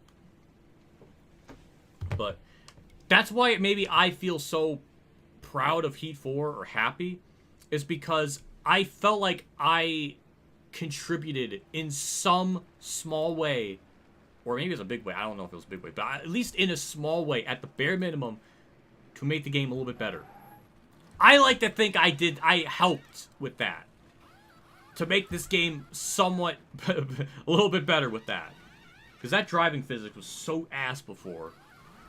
So maybe there is that. Maybe there is that part of me that just thinks, you know, I contributed to help make this game a little bit better. because of the video I made. And it makes me feel good because 5 years later, I can play this game. And for the most part, I still enjoy it. Obviously, I just wish it didn't take 4 games for that to happen. I wish they could have just continued to build off this. I mean, shit, they could have copy and pasted Heat 5, but just add more things. They could have done the same thing with Heat 6. And just continue to keep adding, because you finally have a really nice playable game. At least for me, I think. Maybe tweak the road courses, be a little bit better, because those still kind of suck. Like, Sonoma is still bad. I will criticize that still, but every other track still feels pretty good. Okay, AI, what are we gonna do? We're gonna Jimmy John freaking sideswiped him. Oh, that's a oh, he saved it. Oh, what a Chad. Who is that? Was that Busher in the 30? Who is that in the 37? That's Busher. Okay, Yellow's out. Back her down. Really? There are so many cars a lap down. Is it for the Busher incident? Because, like, he didn't really wreck.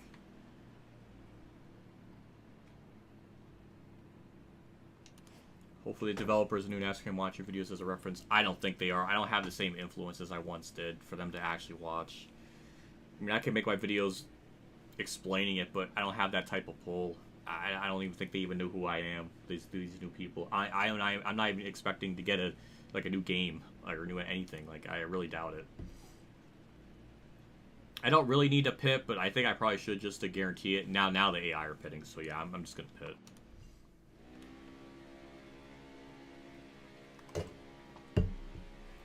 We're doing that AI freaking stuttering, which is another issue. As much as I'm gushing about this game, yeah, the audio issue was never fixed. Like, the Bristol dirt in the modifier, the Bristol dirt at the Kyle Busch has a lot of hood damage. Bristol dirt in the dirt series has that issue too for whatever reason. It's like a weird audio flicker. It's hard to even explain. This race is just all upside down with that yellow. That was probably a case of the AI merging up on the track, which I don't even know if Busher is even the cause for, because he saved it. He kept going. Hold that line, driver. Oh my god, that gave me ass damage. That was such a hit. Landon Castle needs to calm down. I have nowhere to go with this, and Jimmy's like a drafting partner, so he's wanting to try to stay with me, but I need to go. We got 20 laps to go. We're good on fuel, barely. 20 laps to go. Hold your line there.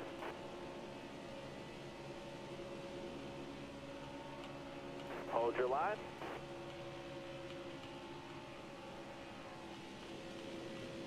All clear. Okay. Finally got to the bottom. We're all situated. This field order is all... I've not seen David Reagan this whole race. Same with Ryan Truex. Stenhouse we've seen up here before. Definitely not Paul Menard. It's just... How many cars are even on lead lap? I don't know.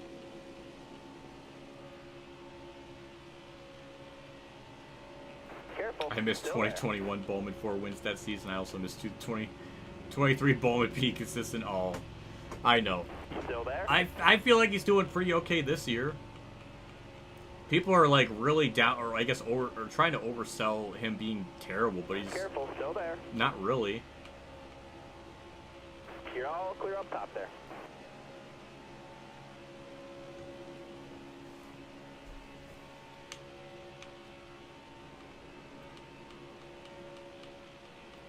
Well, we got Paul Menard here to pass, which will probably be difficult to pass because we don't really have any cars to push me.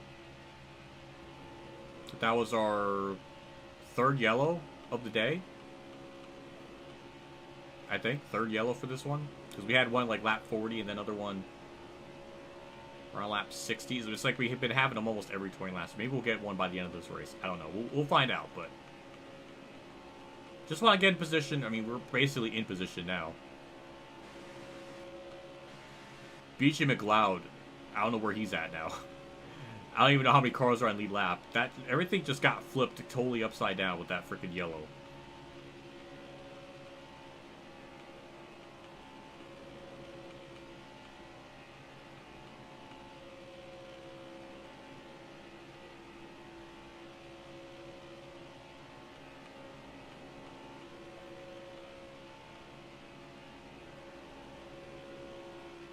Uh-oh.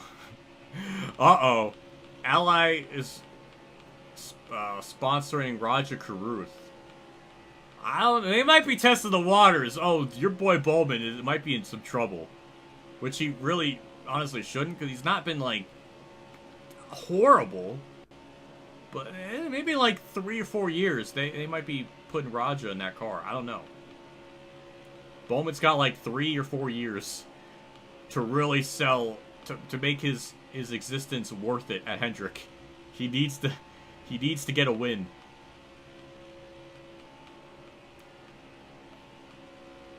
I would not be surprised if Raja gets in that car someday. That would be kind of wild to think about. Can I get to Paul Menard? Why is he pulling away? Like, what is this? This truly don't make any damn sense.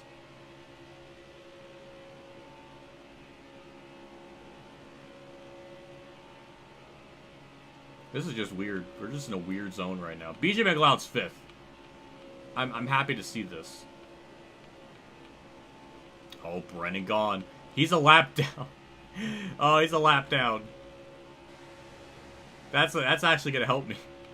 Brennan gone, lap down. He's gone from the race, but he's not gone in my chances to win. I don't know. I was trying to make it work.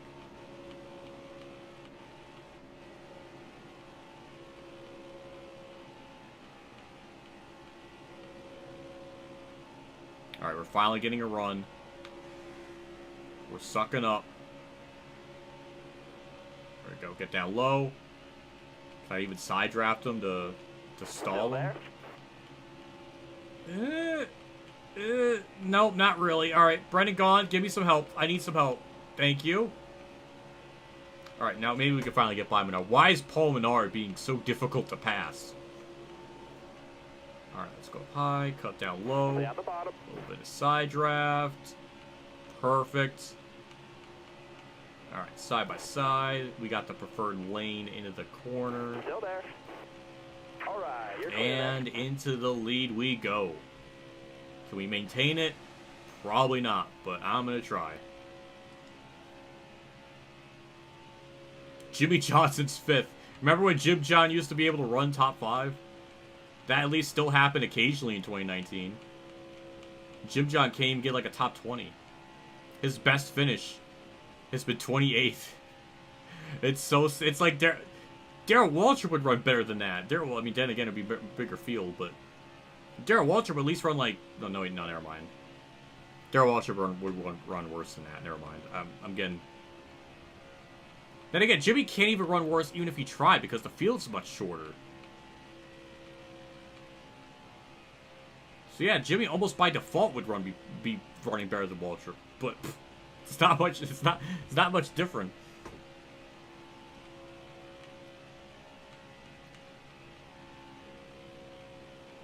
I can't even say Jimmy's on the Darrell Waltrip level because Darrell Waltrip ran for like 5 or 6 years, being like uncompetitive. Well, Jimmy's really only done it for. Well, I guess technically 2018, so it'll be 3 years. So this will be technically his 5th year being uncompetitive.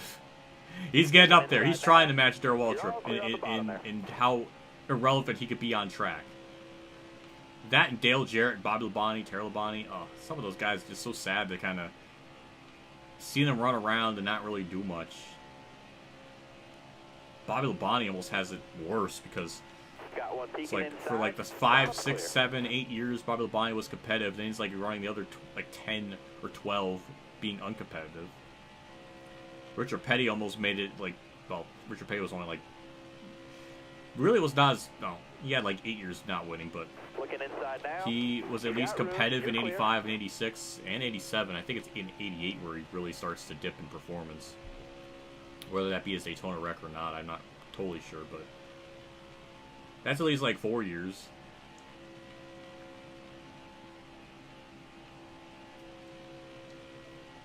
Alright, 10 laps to go. We got 11 laps to go. What is Brennan gonna do? What is this freaking Parkinson's he's having?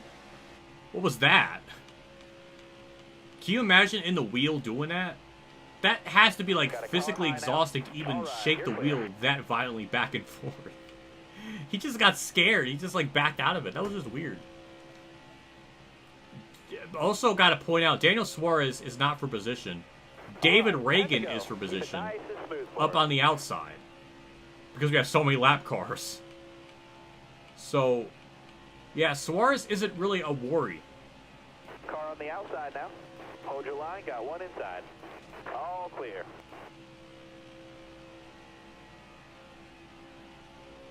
Inside. Jimmy's happy to run it. Car I high, guess. careful. I don't personally understand it. I would not be happy just Hold your line, got one inside. embarrassing myself every All week. clear. I remember there were some comments saying like, oh, it's great to see Jimmy out there racing, Stay to low, understand what the drivers are feeling. It's like, but he's a race car driver. He should understand Careful, pretty still damn there. well. Clear all around there.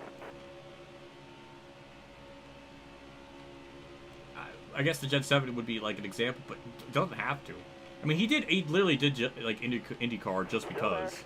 Even though he wasn't competitive. I guess he just doesn't care about being competitive. I don't know, like, it's just weird. Hold your line, got one I outside. would not want to be running races if I was not competitive. It's kind of why I stopped Core when they went to iRacing, because I wasn't competitive, and it's just not fun running Still like there. fourth to last, not being able to compete for anything ever. Still there. Like, I, for all intents and purposes, could still be running Core, Careful, still there.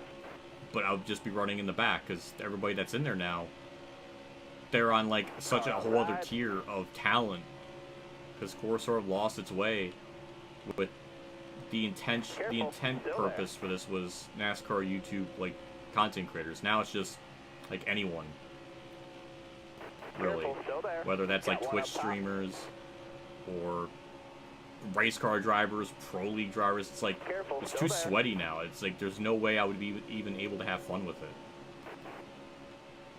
All right. And I'm not gonna sit here and dedicate my life to something that literally is not fun. I'll be literally just miserable. It would literally be a job to freaking do that. It was not fun. It wasn't even fun when I was doing the races like weekly in the weekly hosted stuff. Because you would learn and try to get used to this track, and then you have to scrap all that and to do something else. It just was not fun. Stay on the bottom here. Got one peeking inside. That was, what is Clear that? low. Daniel Suarez is 14th a lap. We only have like 13 cars on lead lap. What is this? Hold your line. Got Because one I'm outside. first. Is Brendan Gaughan going for the lead? No, BJ McLeod is second. Hello. Oh yeah, Careful, Carson still Hocefar's there. is in core too. That's not like it's Core's long since lost its like Got a car high now. original Clear high, bud. concept. It really shouldn't even be called Core anymore. It really should be just called something else because it's not what it was originally meant to be. It's totally lost its way. Because Carson Hocevar clearly is not a NASCAR YouTube content creator. Still there. It was supposed to be for like me, Clear Winbow, high, Cody, Drive Through, Into SC4R, all of those, like those types of people of that time. Careful. That's a still whole there. other tangent. I gotta focus. We only got a couple laps to go. Matt Tift is up here, but he's a lap down. David Reagan is our only worry, but he's Still there. separated in between a bunch of lap cars. So I don't know what is really happening. This has Still just there. gotten really weird, 5 laps really to go. fast. Also, I forgot Anthony Alfredo ran in core. I was in that one race. Stay on I the bottom told here. this story like 8 different times, but the one race I ran with Anthony Alfredo in the core season 3 race Careful. probably, Still there. he ended up wrecking Car himself like outside. 3 different times and he just embarrassed himself. And I'm just sitting here just running a Still there. normal race, not really causing any problems. And I could literally say, at least in that one race, Hold your I line, ran got one a inside. better and Clear cleaner, low, clear safer low. race than Anthony Alfredo. So, put me in a fucking race car. I'll probably not Car wreck it as outside, much as hold him. your line. At least on the play tracks. At least I can say that much.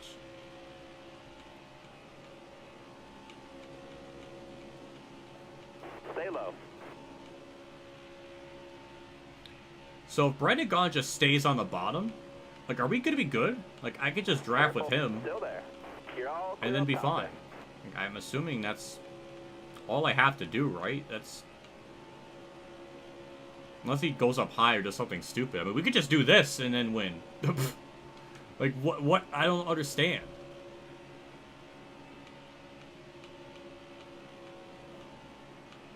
This just kind of got weird all of a sudden. That one yellow just kind of flipped the race upside down.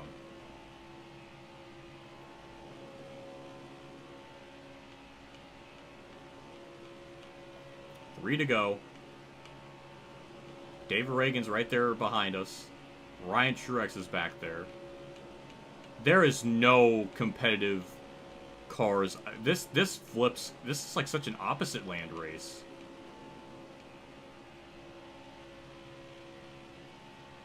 No competitive cars in the top 5. No normal AI cars that are usually up here are in this top 5. Like, what? How? Usually there's at least one other competitive like car that's normally fast every other track, but not this race. It's got all the back markers. Eric Almirola, another car that's a lap down. 2 to go. 2 to go, and we have a 0.3 of a second lead. Like, what is this, 1990? I don't know, it's just strange. I just found like a loophole. If you get a lap car in front of you, just draft with them. You can just hold your own. Gonna have a monster lead after Richmond. Maybe? I mean, depends. AI are usually pretty good at Richmond, so I don't think I have any shot to win. I could probably get a top 10, but depends on who it's gonna be. Well, anyways, it's white flag time. We have a 0.4 of a second lead on David Reagan because we're just drafting with Brendan Gaughan, which is something I guess you can do. Even if I wanted to pass him, I really haven't had much opportunities to do so. So this kind of just happened to work out.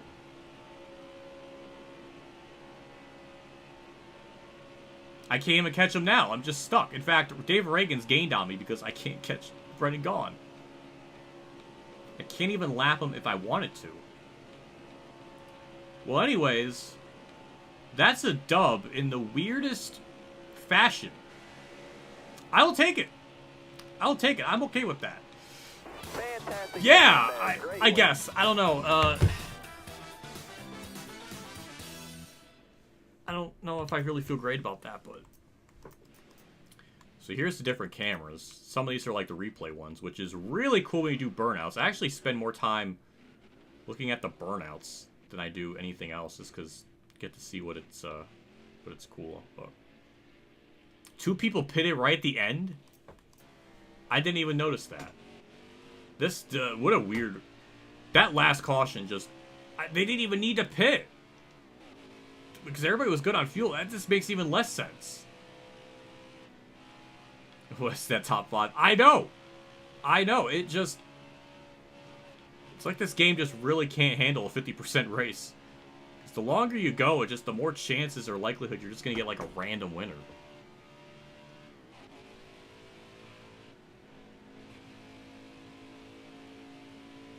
But that was Daytona. It was weird. And we only had 3 yellows, so it was kind of nice. We had a couple of green flag pit stops. That was cool.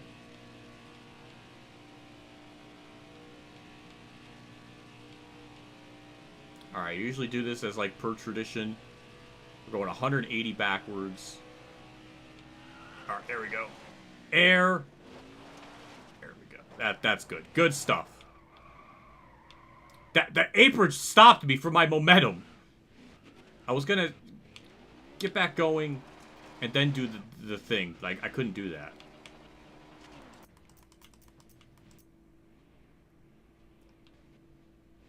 But this is cool. I like seeing this during a burnout. It definitely gives me NASCAR 09 vibes with this angle. That's not the angle I want, but... Daytona, Polish victory lap at Daytona's bold. You're damn right. You bet your sweet bippy. It's. Can you imagine if that happened on Fox? They'd be sitting there, twiddling their thumbs, be like, all right, we gotta go to commercial. He's doing a Polish victory lap. He's going like 60 miles an hour around here. Come to commercial, come back. There you go. I would give Fox their own... I would give them an extra ad break if I won. I would benefit them. See, from a marketing standpoint, I would do that.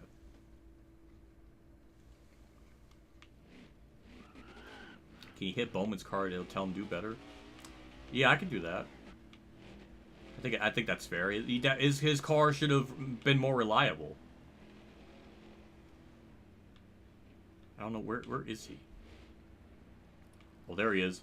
Bowman should have done better. Oh my god! I gave him like I got him off the ground.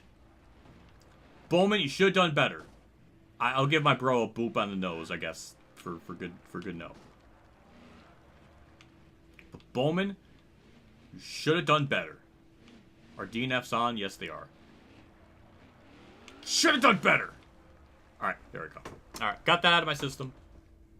I'm happy. All right, race replay, long replay. And because it's a 50% race, I guess the replays are going to work normal. We're not going to skip like 50 laps, so... Unless that's just something that's normal in Heat 4 that was broken in Heat 5, or maybe it just works better at 50% races. I don't know, but... We didn't really have any yellows up to this point. Brennan Logano got into it. That's a tongue twister. Pit road shenanigans, basically. Yep. Pit road shenanigans. Surprised that did not bring out a yellow, but I'm glad it didn't. Lap 31. Lap 33. We definitely got a yellow lap 39, so we're going to see how Truex died. Apparently not, because that was the restart, so never mind. That's disappointing. Ryan Truex and Blaney get into it. More pit road shenanigans. I remember this happening, so, yeah. Ryan Truex just... Can you imagine being that stupid? Ryan Blaney's just on the bottom lane. Ryan Truex just drives straight into him. And because Ryan Truex is so stupid, he got the stupid for Ryan Blaney, and it does the same thing, and then McMurray runs into him. That's stupid.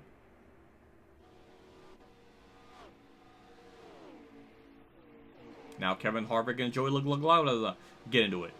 Harvick barely swiped the other car. Alright, that was just a thing that happened. Anything else, game? Lap 52, Bowman. They trade. I like how the description's like really trying to hype this up. Like, oh, they're trading paint! Look out! It's like, but Bowman just brake checked Keselowski. Maybe that's like payback for Daytona in 2018 when Keselowski said he didn't lift. I don't know. They should make a Kurt Busch movie. Honestly, they should, with the character arc he went through and the things that actually happened in his real life. That should be in Dirt Daytona. That should be in Days and Thunder 2 or something. I don't know. I was about to say Dirt Daytona 2. That would be, that's a whole other freaking... That's not a movie. Oh, God. Landon Castle, they get... We need to get, like, a tire blowout caution.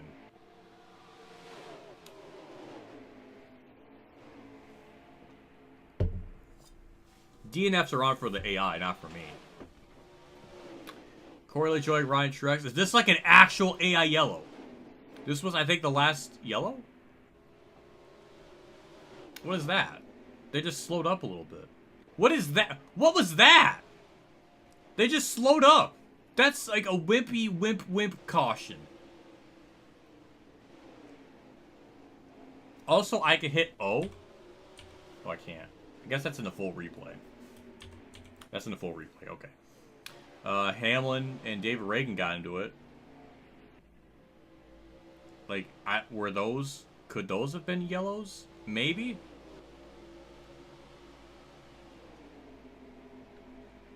I guess so. We had a lot of these, apparently. Jay McMurray, again, just being an innocent victim of just...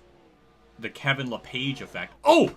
Oh, that's actually a wreck. Oh, that's bad. Chase Elliott. Oh, Kyle Busch. That's where Kyle Busch got the damage. We got to see a wreck.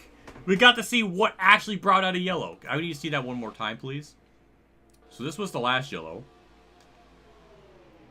And the LePaging was too severe. Chase Elliott could not handle that tap. Damn. That got Joey Gase. It got my bro Kyle, because I'm Kurt, so... Okay. And then that's presumably the last of all of those, so.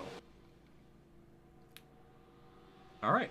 Well, that was Daytona, and somehow we get a speed rating of 104, even though we led a good chunk of that, so I don't understand. What is this top 10? Jay McMurray 6th, David Reagan 2nd, Ryan Truex 3rd, Landon Castle 4th, Corey LaJoie 5th, McMurray 6th, BJ McLeod 7th, Paul Menard 8th, which might be the only normal person in this top 10, or at least that we saw up to this point.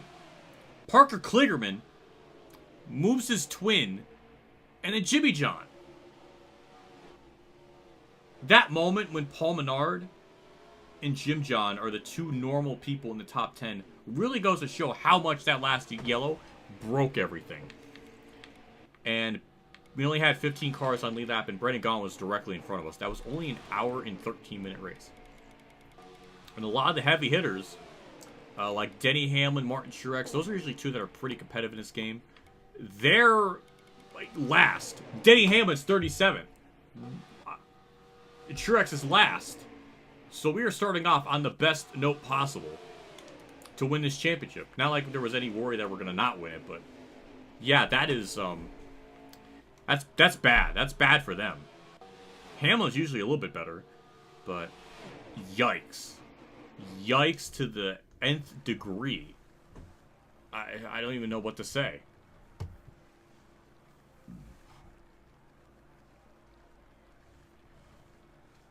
Wait a minute. How does the Monster Energy girl have, like, the low-cut top, but the Monster Energy logo is, like, under her neck? Do you see that? Look at that. That's part of the...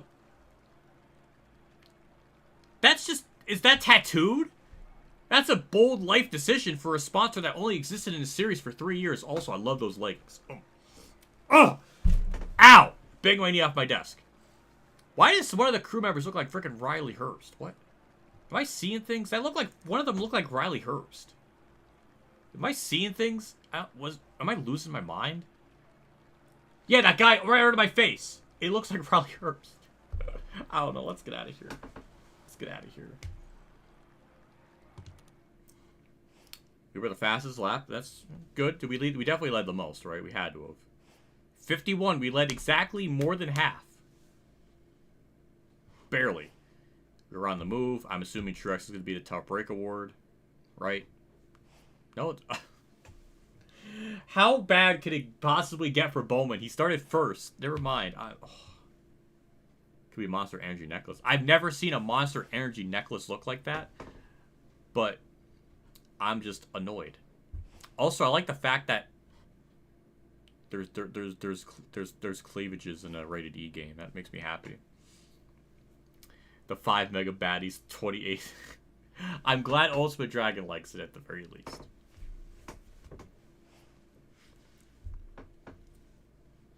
BJ McLeod was in the 51, yeah.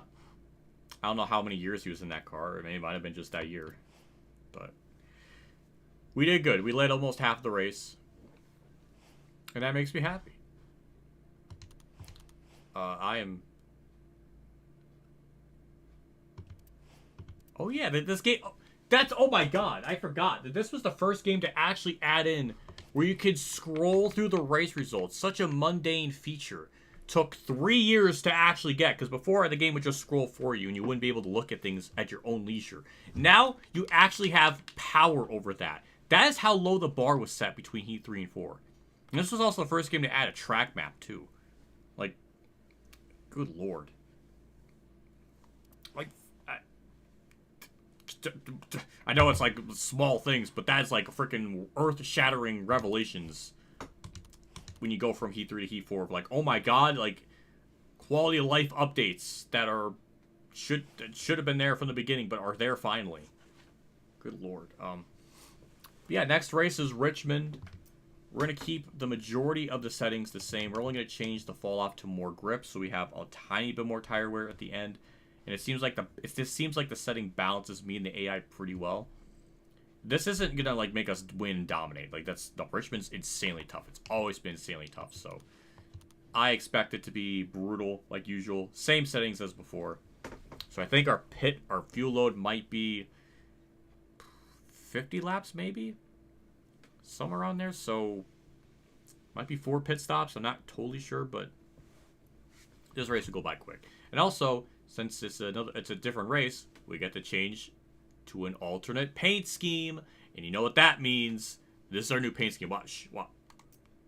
Did you see that? New paint scheme. Before, after. Before, after. It's just the freaking NASCAR Heat Pro League logo on the car. That's it. That's all we get this week. But don't worry, next week's going to look even better because we're actually have like a entirely different paint scheme. But yeah, this week we got the monster, we got the Pro League on the side. But yeah, obviously we can take a look at the point standings, same as Daytona. But yeah, we're on a really good note. I mean, we literally could just run like 10th at Richmond to be fine because Hamlin and Truex, usually the two most competitive guys in this field. Maybe Brad Keselowski as well. They are in the worst shape imaginable. So, yeah, we really don't even have to try for Richmond. Since this is a full season points format, I mean, we really could just take it easy.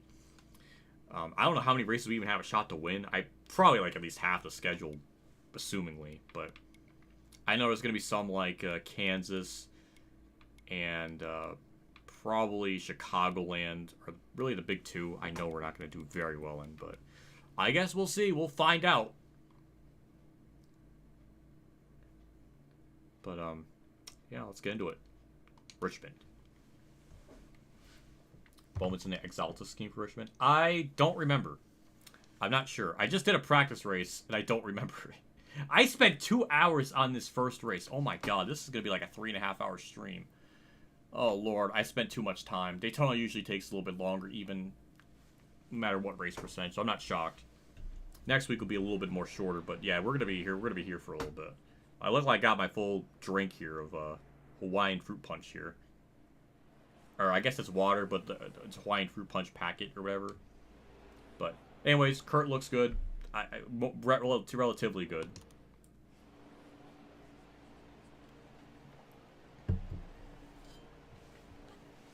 Yeah, we're just gonna get into it. Slider, we have it on I have it at a 6, actually. Should be at a 7. I'm going to put it at a 7. Yeah, so 2 clicks up from the right. We're not going to qualify. And here we go. Night racing, Richmond. Yes, my boy Truex on pole. Hell yeah, I'm happy with that. Denny Hamlin looks a bit slow today. Oh my God, this game. It's gonna give us it's already given us the championship already. Hamlin was our only competitor, or at least the one that is our biggest threat, and the game's given him a snowflake emblem. Well, it's not a snowflake emblem, it's not actually here, but he's apparently slow, so yeah, we're in good hands today. Green flag. Car outside. And now we're gonna see just what Hamlin's bad day apparently is. We'll find that out. But 200 laps, 54 laps of fuel. Hold your line, got one so outside. yeah, we'll be pitting just about every 50 laps, 51 roughly. All right, you're clear. And Hold your yeah, line, Richmond has always been extraordinarily tough. Car high, If careful. the more green flag laps we run, the harder it'll probably continue to be. We definitely have the advantage on the initial start, but as the run goes on, they definitely are a bit faster. So, I mean, obviously we're getting through the back markers, and yes, I'm going to call Jimmy Johnson a back marker because he's running 31st, or at least qualified in the 30s. But at least Truex is in a nice alternate scheme. I love that auto owner's car. I don't even know how many wins he even has in that car. All right, you're clear. But I love that scheme, so it's nice to see him running well. Cody Ware, I almost booped into the back of him. Got De Benedetto in an alternate scheme. It's nice to see these after so many years. Kyle Larson in the McDonald's car. A car that continues to be cursed even to this very day. My phone blooped and that just messed up my corner. Cody Ware trying to get to the inside of me, but I'm not going to let that happen. You need a custom sub to win this track. Kind of. Stay low. From what I did in practice, I was able to run like top 5. So unless I'm just that good on default, Clear high, clear high. It's not impossible to win. I mean, you're gonna need a lot of luck and like a really short run to the end. But in a normal circumstance, like 5th to 10th is kind of the norm. Which is, I wish every game had that type of difficulty where you're running... I guess the ideal difficulty would be around 10th to 15th place is where you're going to average finish run. I guess in this car, because this is a different time now, because if you notice, Got a car low now. when you look at Racing Reference, the average finishes are a lot higher. Clear low, clear low. Usually it's always right around, like, sometimes it'll be under 10th place is the average finish. Now it's, you'd be lucky if someone gets like a 12th place is like their average finish. So I guess for this game in this time period, I would, I guess, ideally want your average finish to be around 6th to 10th. That's kind of where I wish I would run normally, like, every race. Except for Daytona and Talladega, but it kind of isn't the case. Stay on the bottom. So I think it's just a case of I'm just too good. Because I have it on the highest difficulty. So, I'm just like, I'm sort of just cursed.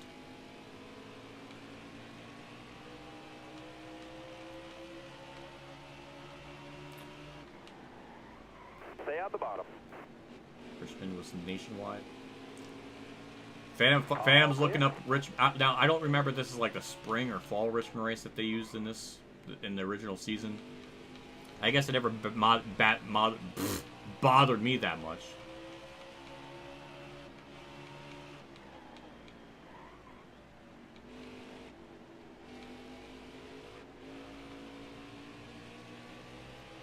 We got Kyle Busch leading. He took it from Truex.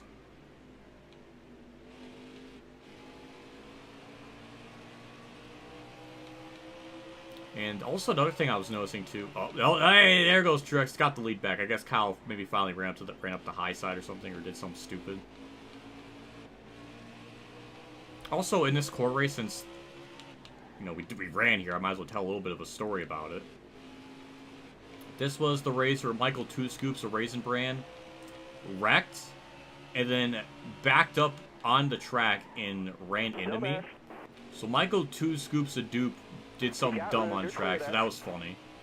Winval dominated this. I led a couple laps. I was good on the short run, but the long runs he destroyed me, so he had the setup down. He was way, way too fast. Him at the short tracks in this game makes me look like a joke in comparison, because he was so much faster. I had no chance of being competitive. So, that's really the only thing. Most of that race was pretty clean. So, it was a good race. I think this was the race, too. This was like the second week in a row where it happened, where IDK player just kind of embarrassed himself on the racetrack. Because he really wasn't taking the race seriously and was just kind of just loafing around. But it wasn't anything egregious yet. Like, it didn't really start happening until Canadian Tire, but this was kind of like another week where he was just being kind of slow, but he wasn't egregiously in the way. He was just slow, which is fine. I don't care if someone's slow. It's just, you know, don't be a nuisance and a wrecking machine on track. So that it kind of continued that. Daytona, you I guess really couldn't tell, but I guess this was more of the beginnings of that happening. So that was like the only other small highlight. But yeah, Richmond was relatively calm in the original like core race of this in season 2. It was pretty tame. It was fun to drive because tire wear and everything was such a big thing in this game, as you could kind of already tell even in these 17 laps. But it was decent. And also, this is the last race where Sloppy Joe was not running because he was on vacation, or something. It was like a 2-week vacation, but he wasn't there for the 2 weeks to start this season, which in hindsight pretty much cost him the championship, because if he was there for those 2 races, he probably would have won the championship. But it's really hard to say because Daytona is such a wild card race. He could have finished way ahead of me, way behind me. And Richmond is kind of similar to Martinsville, and I think we were ahead of him at Martinsville in that race. So there might have been a chance I finished ahead of him. But point is, I think the points standings would have been even closer than what... I think I ended up winning by like 5 points or something. It wasn't even by much because we were going by like individual points. So Sloppy Joe made up like two races worth of points on me over the course of those other 15 races, and eventually did run me down. So had he actually won it, or had he actually ran the full schedule, it would have been even closer.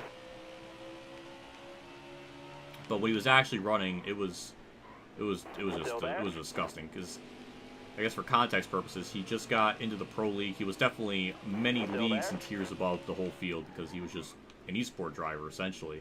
So he was really good at just about every track. Very rarely I would even have a shot to win.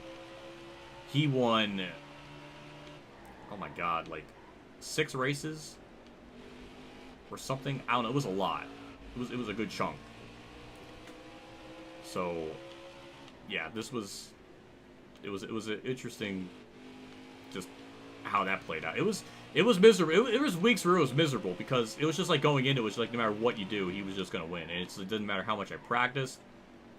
There were certain weeks where I was like kind of close to him, Got a car high now. but then there's certain weeks like Bristol or like Kansas where I was just so not even close. Clear high, bud. Don't you wreck from that Eric Jones? That was a pity tap. Thank you. That cost him a couple spots, but that little tap should not affect him that much. Car outside, hold your line. Clear high, bud. But yeah, so there was a period, there was a couple of weeks of that, and I also kind of started the bit of like throwing the controller, which for some reason people interpreted me as like I broke the controller because of that. It's like, no, I literally had like a pillow like right beside my chair, and I would chuck the controller at the pillow.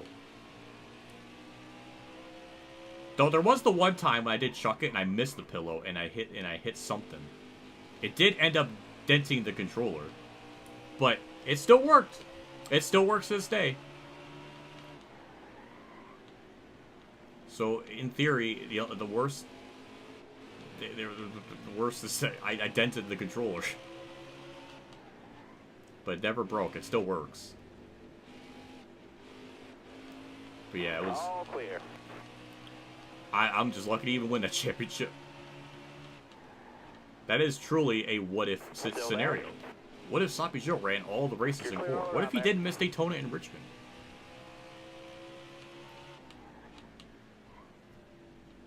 I don't know. Daytona's a crapshoot. Like, that's such a gamble.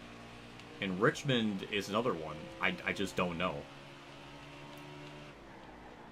Got a car high now. You got room. You're clear.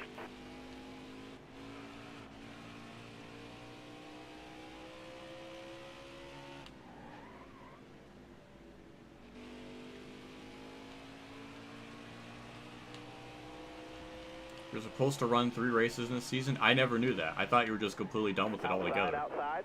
All right. People are still mad about... Yeah, well...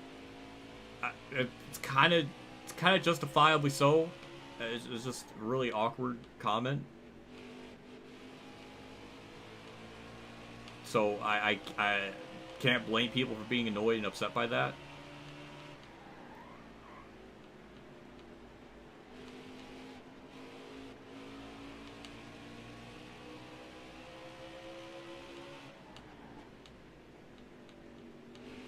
Well, we're 6th. We're losing time to Truex. But we're 8th. Oh my god, I can't even get my numbers right. So yeah, we're 8th. So this is about where I was expecting to run. It's pretty typical. Ooh. Hello. I am here finally. Update me on Daytona. Did Cody Ware win after dominating and leading all 100 laps? Thank you, Jordan Clark, for stopping by. Thank you for the 3. I appreciate that as always. I can give a Daytona race update. So, BJ McLeod got a top 5. He was a lap down at one point.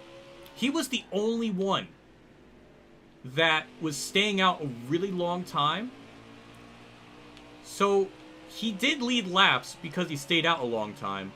But it also boned him because then he had no draft partners, and then he went a lap down. Then unlapped himself as the yellow came out. One of the yellows came out. Put himself back on lead lap, but he was last.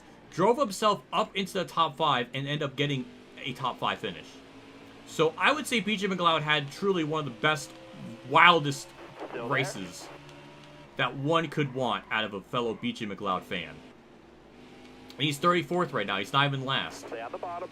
He's ahead of Stenhouse. Kyle Larson's up here, about to get lapped, or is near the vicinity of BJ McLeod. BJ McLeod, or I guess Kyle Larson, just that bad today.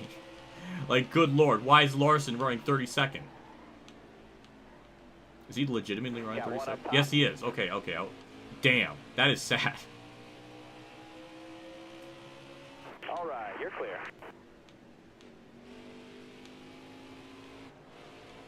Got one peeking outside. Oh god. Got one peeking outside. Oh yeah, I remember the Bristol Rage out one. That was all right, good. You're clear. You're all clear up top there. I can't believe he did that. I mean, you thought my rages were bad. What I did, where it was just like a little tiny, like, chuck.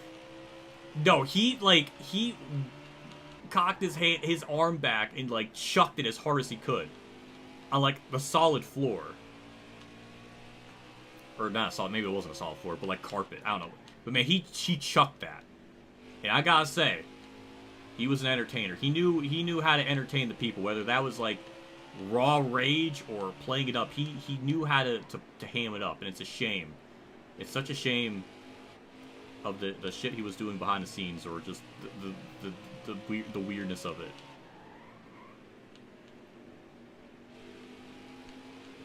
Anyways, tangents aside,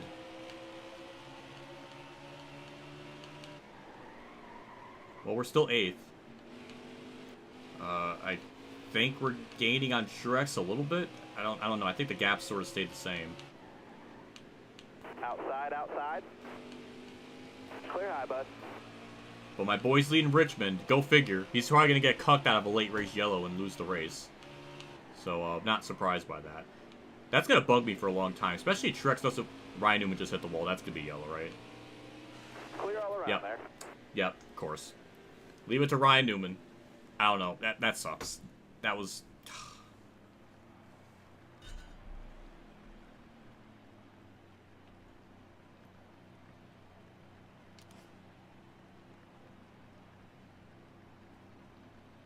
No, well, no, he said that Haley Dagan has an objectively nice ass, but she wasn't 18 yet. So it was just kind of just a bad comment. So it was just kind of dumb. It was just dumb. Not gonna sit here and say he's like a pedophile. Like we're not gonna go that far. But just a weird creep comment. But that's so low on the totem pole of actual badness in the world. Man. That's it's just like casual Twitter outrage. Anyways, we're pitting. We pitted. Ryan Newman DNF'd. And well, at least we got track position, or at least got a car coming inside now. Closer to the leaders. I don't know if that's actually gonna matter. Woo! Got loose out that corner. All clear. Austin Dillon's up here. Not a total shock, because he's sometimes good at Richmond, so... Woo!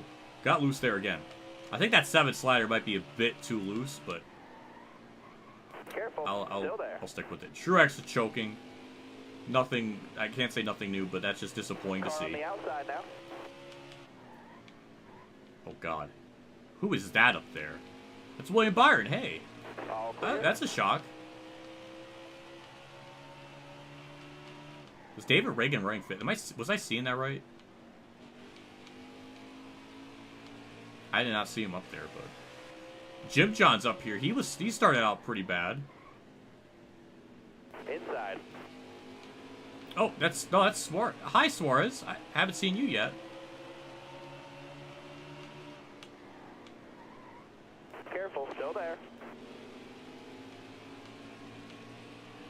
I don't know what Truex is doing. He's just falling apart. Why am I getting a run on the outside? This is not... This is NASCAR Heat 4. It's not freaking NASCAR Thunder 2002. Alright, we got to the bottom. William Byron just took the lead. Austin Dillon's second. Truex is just falling apart. His AI just decided to be stupid this run and run the outside. Sometimes the AI do that, and that kind of annoys me. It's like certain runs after a yellow, they'll just act completely dumber. That is David that is David Reagan leading. I thought that was William Byron. No, that's David Reagan up here. Why? Why is he fast? Austin Dillon, I can almost make sense of it a little bit, but David Reagan? What? No, that does not make any... Is David Reagan a fast guy? Like, is he on fire today? The game didn't tell me it has an emblem. I'm so lost. I don't even think Shaq could help me.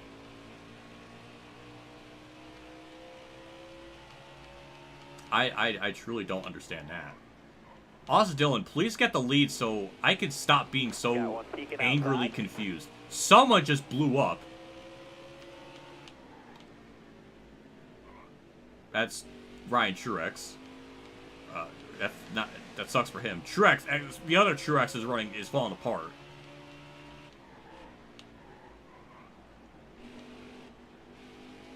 I feel like David Reagan might be stacking up the field a little bit or something in this run. I don't know. We shouldn't be nearly as close to everyone as we are. Maybe he means final full-time year. I guess that would make more sense.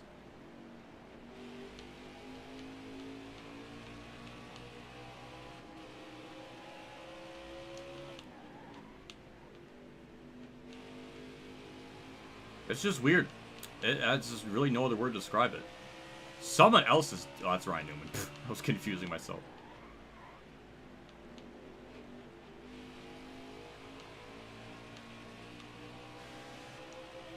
Alright, Denny Hamlin. Mind you, Denny Hamlin... The game said that Denny Hamlin was having a bad day. His bad day is running 5th. Wow. That's... now Austin Dillon gets the lead. This game literally has, like, more lead changes than real-life Richmond at this point. At least in terms of green flag passes. Now Matt DiBenedetto's 6th. Look, what is going on behind me?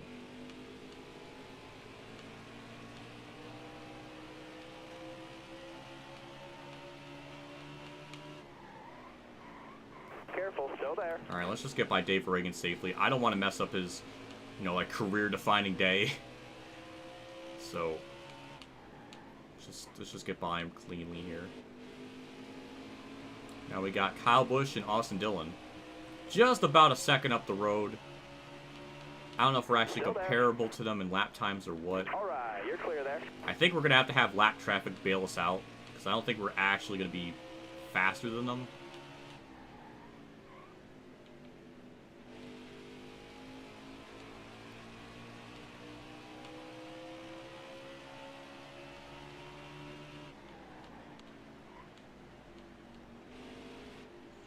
Crazy when you think about it too, like their qualifying time is like what, 20.3, but then in the race trim they're running 20.8s, maybe 9s, so they're a good chunk off. So I don't know, just interesting to note. Yeah, JC, it's Matt. It is him. He's not in 5th anymore, but. He was doing something. He's still there behind me, so I really haven't even pulled away from him.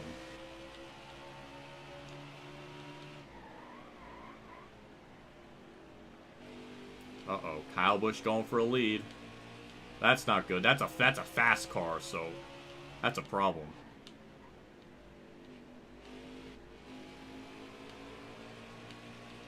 Let's bring up that interval again. Well, it's down to 7/10, but that's because Kyle was passing Dillon for the lead, so maybe it cost him a 10th. I don't know. That's not how you gain time on people. That's not good.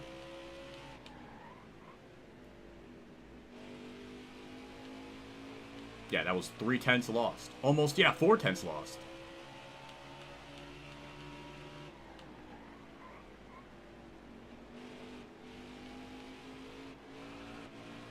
I need to stop hitting that apron, and I also need to stop getting loose off that corner. Also, I gotta stop overdriving the corner. That would also help too.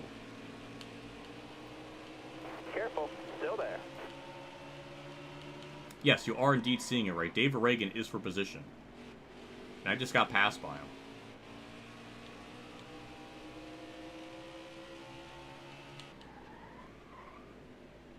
Is Bowman having like a second wind? What is happening? Did the AI have tire wear in your settings? It's set to normal. Stay on the bottom. From what I've experienced, it does seem like the tire wear affects them on the longer run. So maybe when I have like 5 laps of fuel left, then it sort of feels like I have the advantage, but it doesn't really last for too long because then everybody's pitting by that point. Bottom. All right, you're clear. All clear. I remember when we were like 7/10 of a second back from Kyle Busch. Good times. We lost so much of that. So that sucked.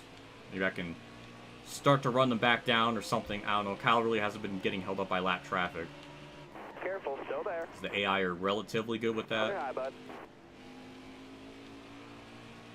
We look at like Thunder 03, for example, like at Bristol, or even Rockingham. It's like the AI have no idea how to pass lap cars, and you just kind of sit behind them.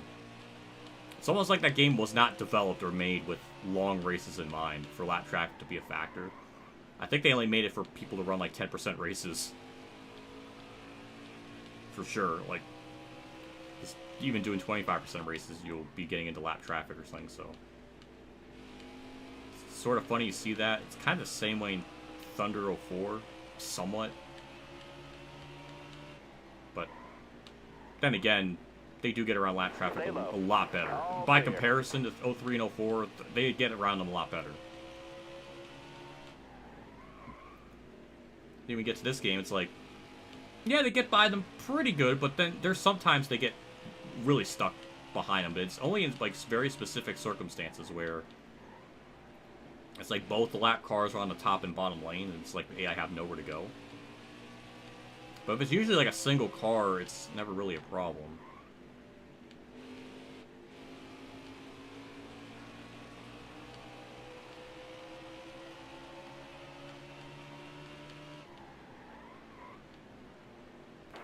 Stay low. All clear. Sometimes I think to myself, like, what if current day me ran this core race at Richmond? Like, would I have been better if I give myself an extra 4 years of, like, training? Or 5 years? Like, would I be better at it? Maybe. But at the same time, I feel like it might still happen where I'm just going to be, like, really good in the short runs. Not going to really be able to manage my tires. So I feel like I understand a little bit more how to manage them. But I don't know if I could be as good as him, though. Or at least, I don't know. I don't know why I'm thinking about it. It should be like an obvious, like, well, duh, yeah, you would be better at it because you have, like, 5 years of practice. But I don't know. We're about to lap Larson a second time. I don't know, that's just... We're lapping a lot of cars, that's for certain.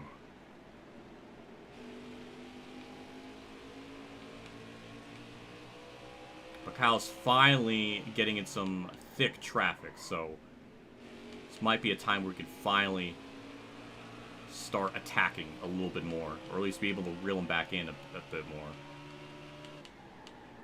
Careful, still there. Car low gone.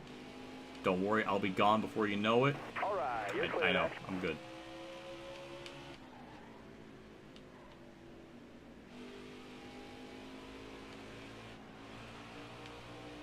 I was looking at chat. For that split second, I looked at chat and it messed me up.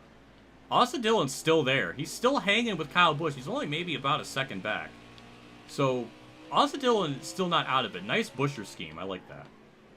JC, it's your boy. And what do you think of that scheme? I don't think it's very good. It's got a lot of freaking white in it, and I don't like it because bananas are white, and that makes me angry. I don't know. The purple looks weird, though. I don't know if that really gels with the car, but... I don't know. Stenhouse. Damn, that's... Leave it to Stenhouse to be a dumb lap car.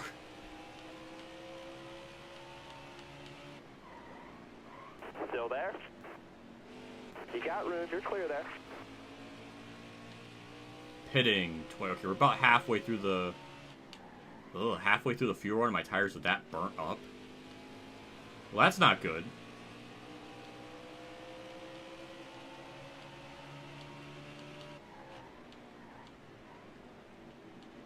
Still there. All right, you're clear there. No, never mind. We're not halfway through the fuel run. We're... No, yeah, we're a little bit past it, so... The fact my tires are that worn...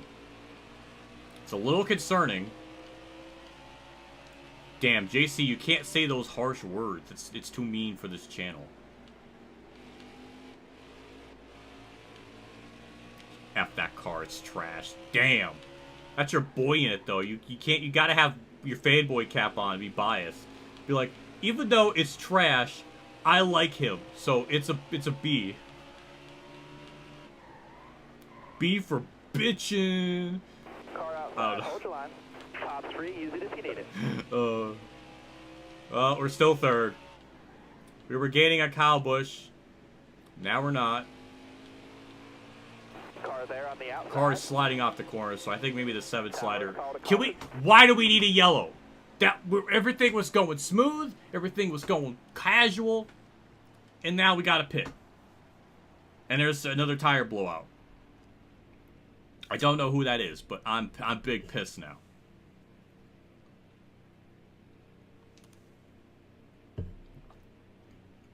I don't even know who that is.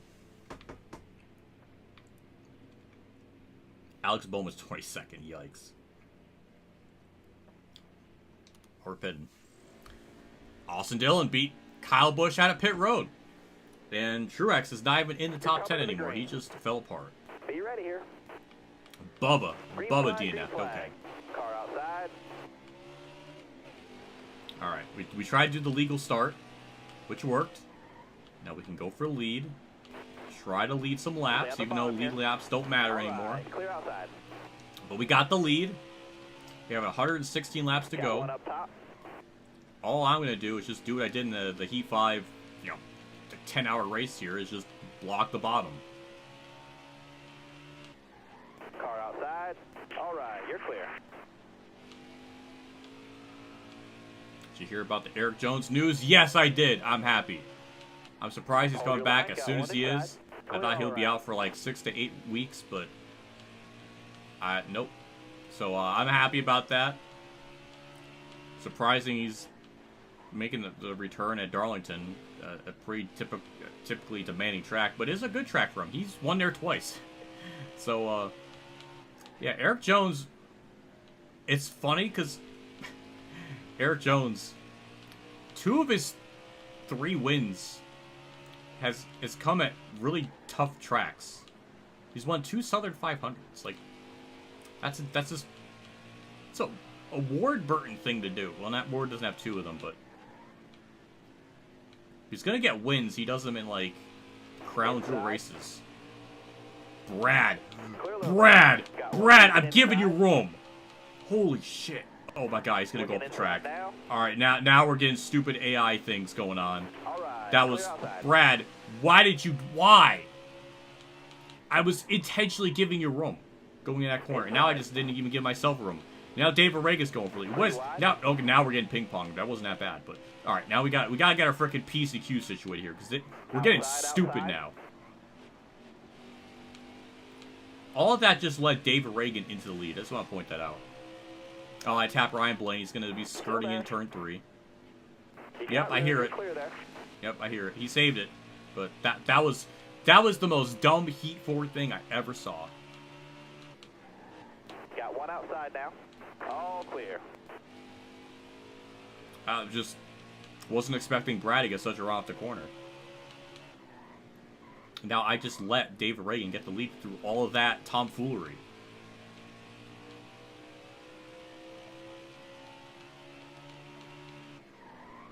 Car high, careful. All right, clear outside.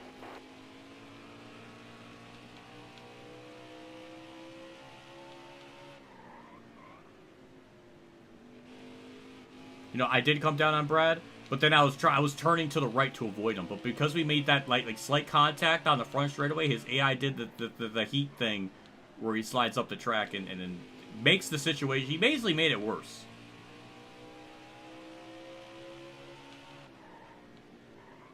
David Reagan wins. Maybe. That's a timeline. It might. Oh, David Reagan being stupid. He's running the high lane. That gives me a shot. It indeed gave us a shot. Then we got Joey Hogano out of in the mix of this now.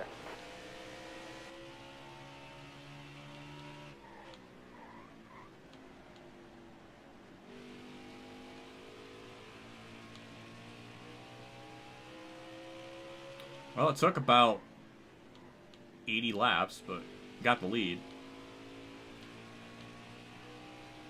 I think that's the thing with Heat 4 that's annoying too, is it still kind of has that scripted nature where a race just can't play out from beginning to end with nothing happening. It's like there always has to be yellow. Like if you have the race at like 25% with 4 times wear, it's like there always is that yellow in stage 3. And it's just really annoying. It's happened. I was complaining that in my Heat 3 rant review thing. Like that just happens so often. But then if you have it, you go from it being infrequent to then none, then they never wreck. Or then there's never any yellows. Then there's never any of that. So it's either you have it to where it happens sometimes, or you have it happen none of the times. Like I want it to be less. I want to be in the middle of that. Also, Logano just took the lead from me. I'm not letting that. No, I don't. No, I don't want that to happen. You have to try better than that, boy. You have to try better than that. Car high, careful there. You're all clear up top there.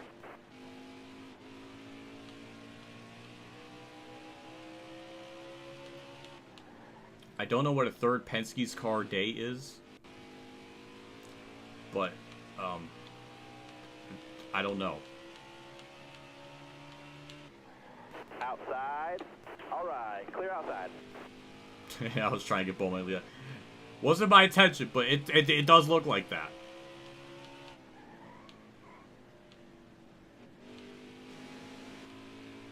Now David Reagan has fallen off. And I see Brad lurking back there. I don't know if he had the fastest car or what. He might be able to just run me back down. Because he's just that fast. The car does not like turn 2. Got one peeking outside. You're all clear up top. All right, halfway this lap.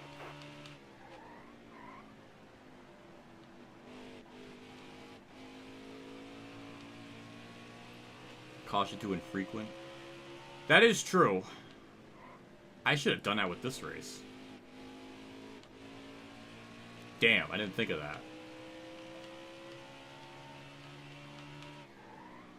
Well, typically, for Richmond, even on strict, they don't really wreck much. And they really haven't wrecked much. It's just tire failures.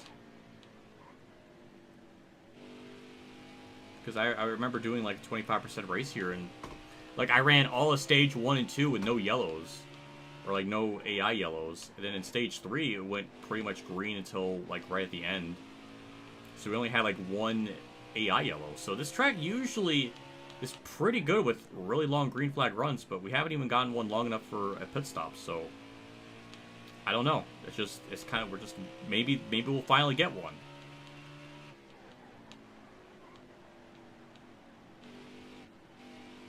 Got a car low now.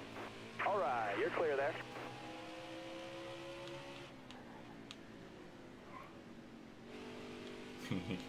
Jordan Clark's explaining what happened to Brad thing. Yeah, all of that's the most Heat thing ever.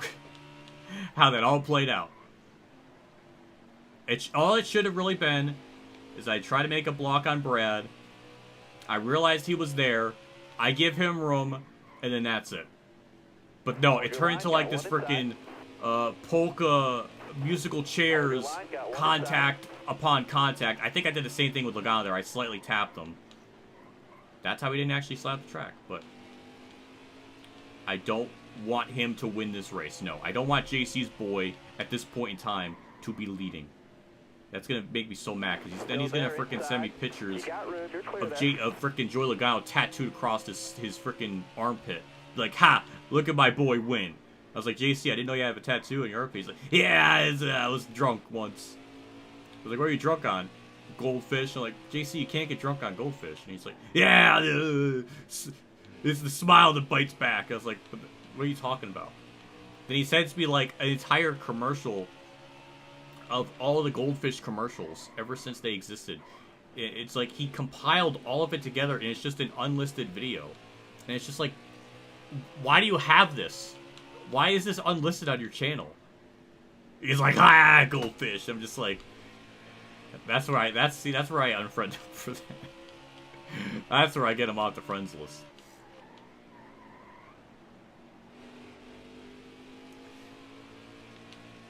That felt like a 2015 me tangent right there. That really felt like that just kind of shined through right there. I'm kind of concerned about that. Drunken goldfish. Yes.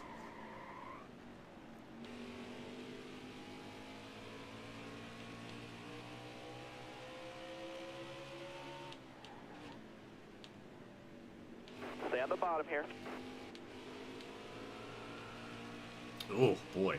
See, another thing too with this game compared to the next gen cars, I guess it is in their files. I think High TV discovered this. But there is something in the files where it gives the car less traction. And these cars definitely have a lot more, I guess a lot less traction than the Gen 7 cars, which is weird to think about because of the 550 package there really wasn't much wheel spin, but in this game it does.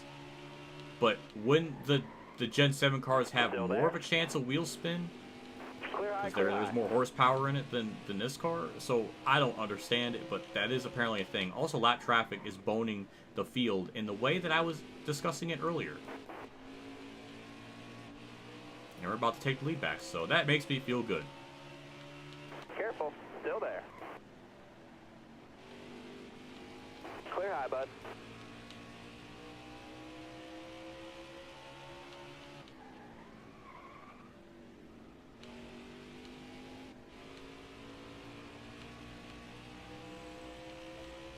Well, we're in the lead, not by much. Careful, Also, still Kyle there. Busch is right there All too, right, just you're clear. not that far back, so he's also another one I have to worry for.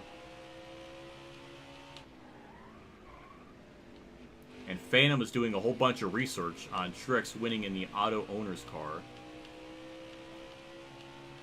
Never won in 20, 22, or 23. Yeah. Big sad. Should have won it at least once last year at Michigan, if the cars were normal, and Aero wasn't such a monumental Car thing. there on the outside. That in Richmond. Now the auto owner's cars like started to become cursed. The skill range is on narrow. Stay on the bottom. Narrow. Clear all around.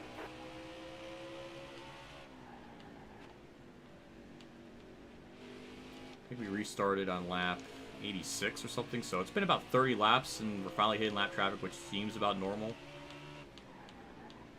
Stay on the bottom here. You got room. You're clear.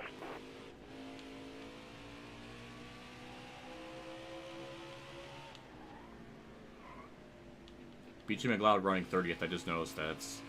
That's actually a lot better than he normally would run. Good for him.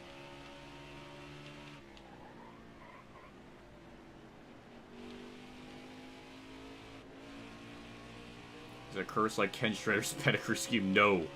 By comparison, it is not. That car is cursed, just like Dale Jr.'s Diet Dew car was cursed. It's not on that level.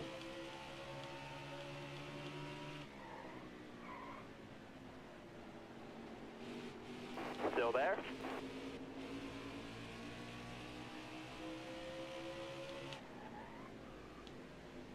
Car outside. Clear high, clear high.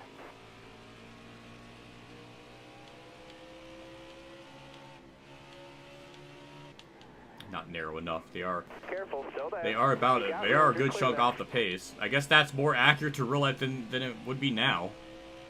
since it's more of a spec series and the cars are a lot more closer together in overall speed. Therefore, in theory and practice, it would take longer to get to hit lap traffic.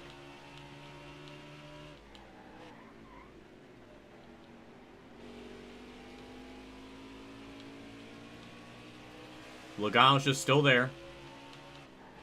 All I have to do is just kind of hold the bottom lane. I can kind of keep him at bay. The car is getting a lot looser, though. It's not liking that.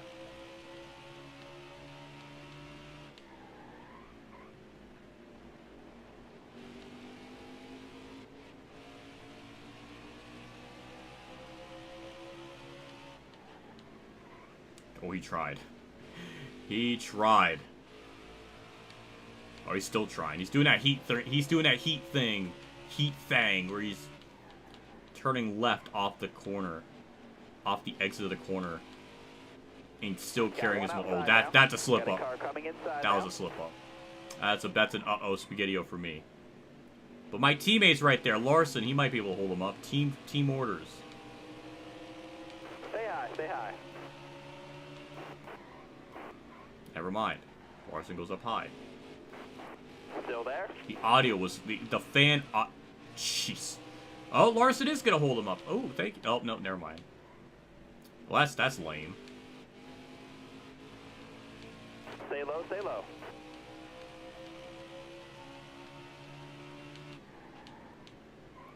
Logano's stupid again. He's run up the high side. That gives me a chance. But nope, don't have a run off the corner. Got a car coming inside now. Car on the outside now. Did you see what I said about dirty air? I don't think I did. But it must be funny if you're making a crying emoji out of it.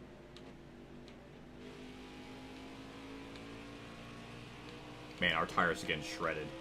We still have a good 15 laps on these tires, or 14 laps or whatever, to run with them, so I hope I can actually make it on tires. Should probably be a lot more careful with it, but it keeps stepping out the corners.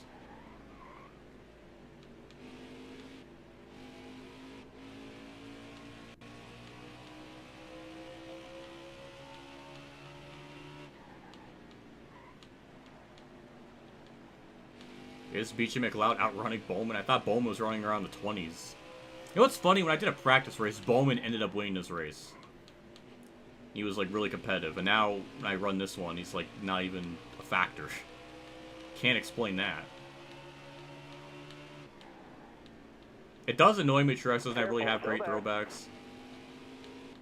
Like, his 2019 one and his 2017 ones I thought were pretty alright, but that's, like, the only two I can think of. You're clear all around there.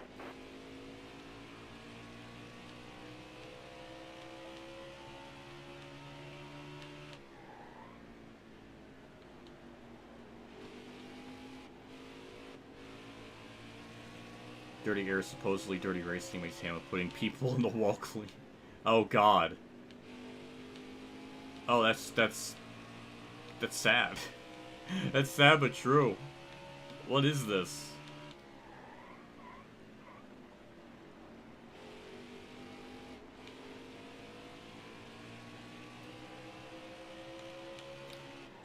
Brain's trying to like process that comment now. It's just easy on those tires, driver.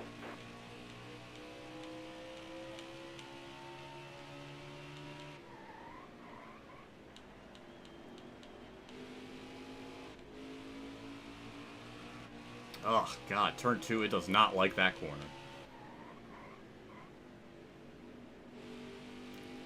Yeah, we're gonna be barely good on tires. I don't even. How many laps do we have left to go? 68? Yeah, we absolutely have to push it because if we pit now or the next 5 laps, we're not even going to be able to make it to the end. So, yeah, we're going to have to stay out as long as possible. Someone's pitting. That's Harvick. Interesting strat. That means he's not going to make it to the end by pitting that early.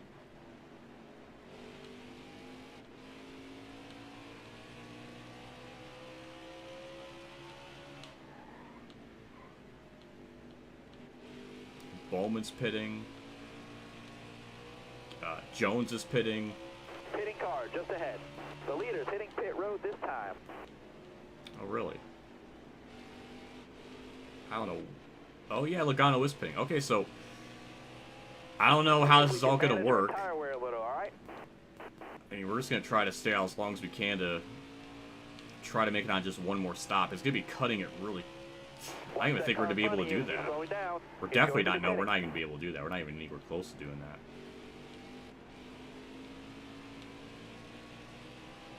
Yeah, I should just pit now with the leaders, because we're not going to make it. Back it down, Definitely not making it to the end. So now we're in a weird spot where everyone's got to pit one more time, but that last stop we're going to have to just take rights or something. It's just, this has kind of gotten weird.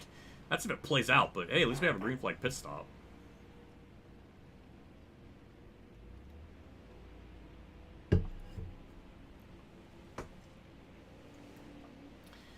Throwback to Loy Allen Jr. when he drove to 19. That would be cool. I would be up for that. I was thinking how easy it is to take someone's line away now. The second place driver only option is to dive bomb the corner. Yeah, sad but true. Sad but true.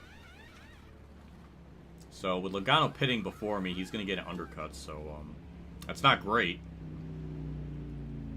My neighbor drives by with a motorcycle. Hammer down. Ooh, loose. Okay, wasn't expecting that. There's Logano. What? How did that work out? How are we just still barely ahead of him? How was I almost going to cycle out in front of him? But he pitted a lap after, or before me. What? Now Stenhouse is holding him up. What is happening?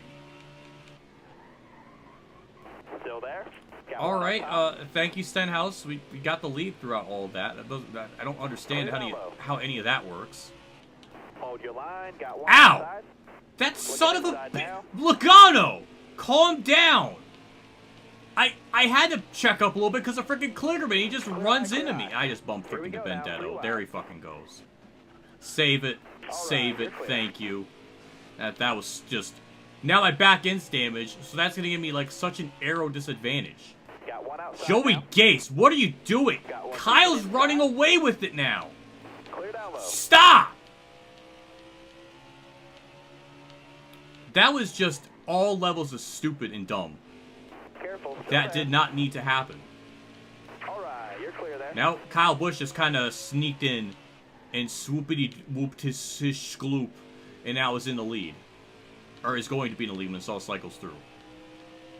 Keep hitting your marks. You'll keep getting better. Well, he's about a second ahead now.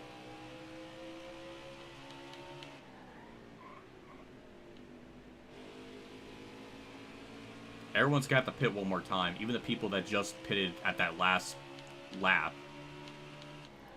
Maybe. I mean, I don't know. I mean, they shouldn't, but I don't know. I know we can't make it to the end, so I can just push it as hard as I can.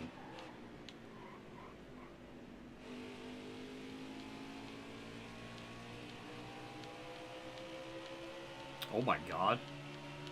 Hello. Amelia Bebser. That's a name I haven't seen in a long time. Welcome back to the stream. Hello. I missed you. Welcome back. Still there? Good memories indeed with this game and the core days. It was good stuff.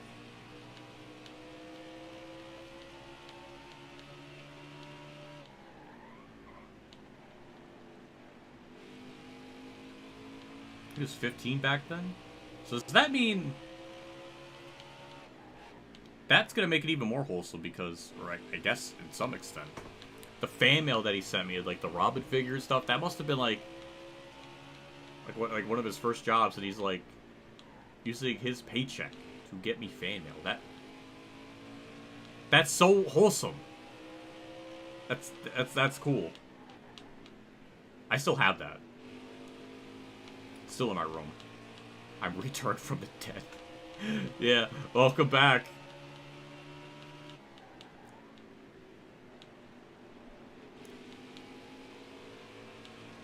The first race was about as heat-for as it could have been. A late race yellow flipped everything upside down. Hold your line, got one outside. The only normal people in the top 10 were clear. Paul Menard and Jimmy Johnson, if you could even call those normal. Yellow's out. And we get a back yellow down. after pit cycle. So who blew a tire? Who was a pitched a douche to screw this all up? And not everybody's pitting.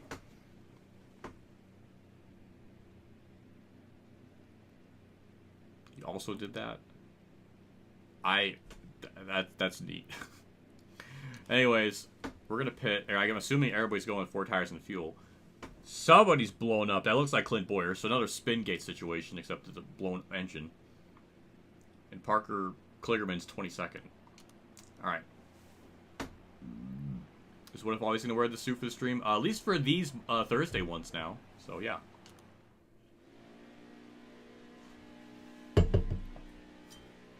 Where did Jimmy Johnson come from? Why is he second? Ready? How did that? I guess he took right side tires. I don't know, but bold strat. It's not gonna work. Clear low. That might actually benefit us a lot more, just because we can just have him block Kyle. The engine, the audio noises are driving me freaking nuts. That's scary. That's scary to do, but that's like the only way to fix the audio is to do that.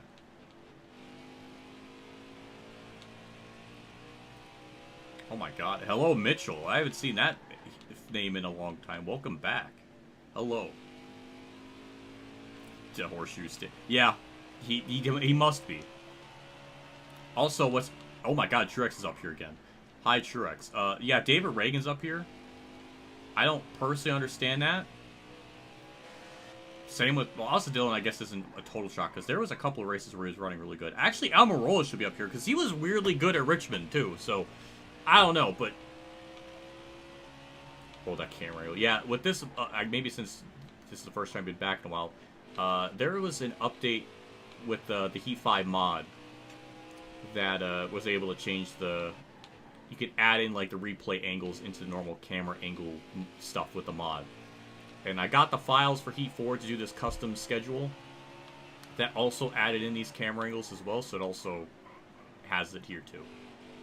But yeah, that's why the thumbnails look a little different, because I'm getting camera angles that would never ever have been possible to do before. So that's cool. That for making replays or making thumbnails with this camera, the free camera thing, is way more convenient than it's ever been. So that part has been cool. Bowman is somehow in the future. He's stuck back like there. He's, I don't know. I don't understand it. Like the practice run out, race I was running. He was up here in the top. Like he won the race. So I don't know why in this one, he's just mid.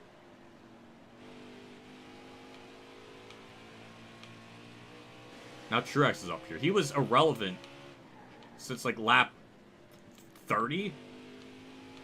After the first yellow, so I can't believe he came back. But Chase Elliott's up here now. But at least Ultimate's driver, Hubby Bubs, is 4th, so that's cool.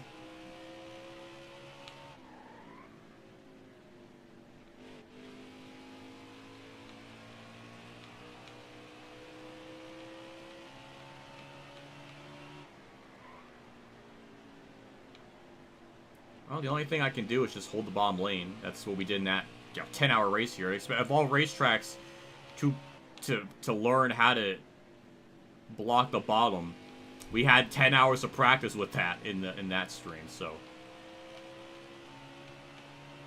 Daniel Suarez is now in the mix. We definitely have different faces up here. Kyle Busch was up here. It's like every restart, it changes the AI and like who's going to be really quick in the run. Outside. It does something. It seems to, I don't know if that's a Richmond thing, All right, you're clear. or just a Heat 4 and 5 thing, but it's like after every restart, it changes what AI is going to be like really quick in this run. So now apparently it's going to be Chase Elliott. It's like Russian roulette with it. I don't know. It's weird.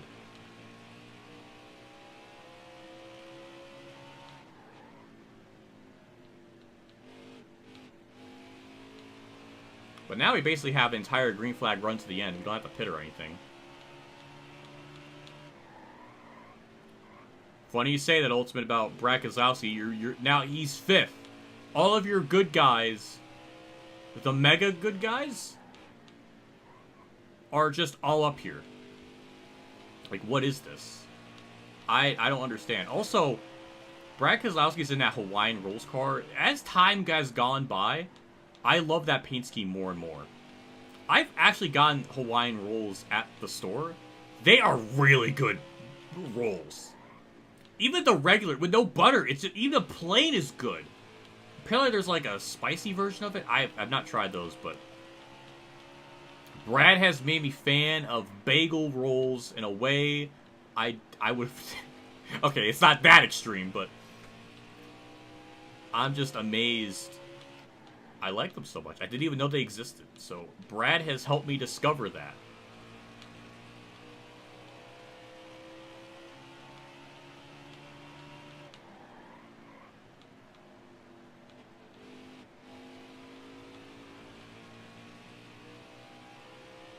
So how is life treating you? What if? I would say pretty good, pretty all right for the time being. I mean, it's been a long time since you've been here, so I don't know how much you know about what I was going through or what's going on with me, but I have a part-time job now, so YouTube's not really my main sole focus anymore. It's been like that since September. I still upload videos and stuff.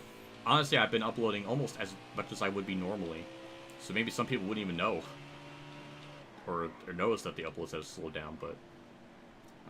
But the races I've been doing are like 10%. They're a lot quicker to record and edit, so they are a lot faster to get done than like a 25%. But yeah, it's kind of what I've been doing now. I'm looking forward to this World of Outlaws 2024 game. And even in the write-up, it said it was like more immersive or easier to navigate career mode or something, and that made me so happy because I was like, that's like the one thing that annoyed me in the other game. Because the career mode was, I don't know, just you had so much series to run that it was hard to even roleplay anything because it would take you like, because you wouldn't even win a championship in the first season because you need to build up the car. But it would take you like 40 or 50 seasons to even get to like the actual World of Outlaws stuff.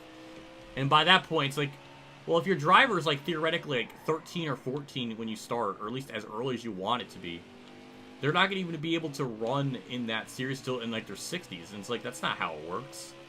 Steve Kitzer wasn't like 60 when he was racing in 1980. You know, it's hard to roleplay it when there's that many seasons. It's not really fun. It just kind of got bloated. I think it's just too many damn series to run. So I kind of lost focus. Also, Brad's in second. He's trying to get me back after what happened earlier in the race that put him back to like 6th. So I'm honestly expecting some payback. If he pokes his nose to the inside, I'm gonna give him all the room. I will let him get the lead or something. I'm not gonna let him. I'm still gonna try, but if he pokes his nose in there, I'm not gonna make the same mistake of chopping him off like before.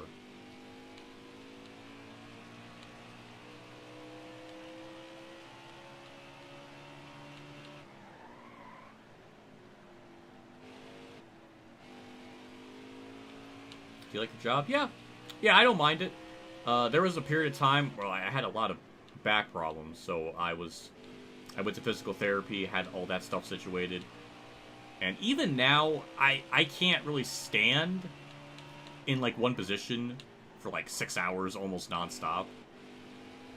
Or anything. It's, I guess in, like, extreme circumstances, it bothers me still. But in normal, mundane, day-to-day stuff, it's not really a problem, which it was kind of before. So I'm really glad that I'm not in that type of state. So like at least when I do work, it's not like I'm in excruciating pain or something. Because yeah, so this, overall, yes.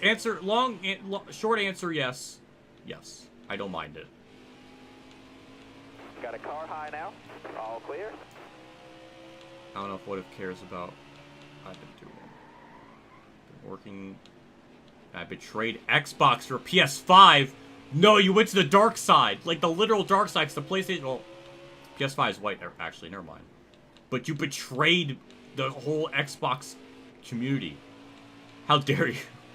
That son of a gun. Stay low, stay low.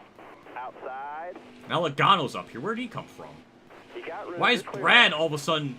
There's like a 5-car battle for a lead back there. I wasn't even aware of it. Also, it's 25 to go. That's also kind of stressful. Alright, you're clear.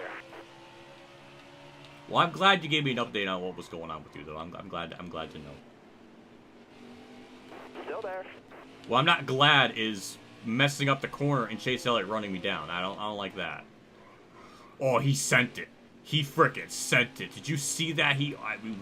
That was close. Still there.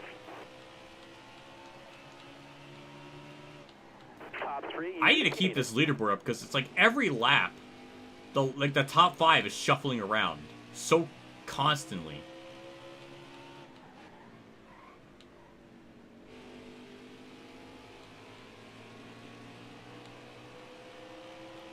Like how you watch the stream and you casually drop the news. Yeah, I did casually drop it. Damn right. I am shocked they're even making it. Hopefully that doesn't take too much development time away from this NASCAR game they're creating. But I mean, the game just sounds like... I mean, even the one cover picture, it's like... It literally just looks like the other game, just with 24 sticker slapped on. So, it probably is just a glorified... Just kind of like a season update. Maybe there is more cars. I mean, it sounded like there was more to it. Like they're gonna change the HUD. They're gonna revamp career a little bit. So there might be more to it than what I'm thinking. But yeah, I'll be looking forward to playing it to some extent. Now, doing a whole career mode, no. After the last one, no. I have no interest in career after like 20 different series to win championships in. Got one peeking and outside. It just got repetitive after a while. The contact physics, it also drove me nuts because it's like you make contact with someone and it's like either it actually responds realistically and they spin, or it like you like hug into them and it like makes you turn more, and it didn't make any damn sense. So there was some elements of it that really like annoyed me, but the driving aspect I really didn't mind. It drove pretty good. It's just the AI were like kind of its biggest problem. They just gotta fix that. So when I tap them a little bit, it doesn't like make you turn more through the corners or something weird. Like I can't, it's so hard to describe. But anyway, 17 to go. We're still second. We have a lead now, but I think a lot of that's just because of lap traffic. It took a lot of bizarre circumstances for us to even be up here.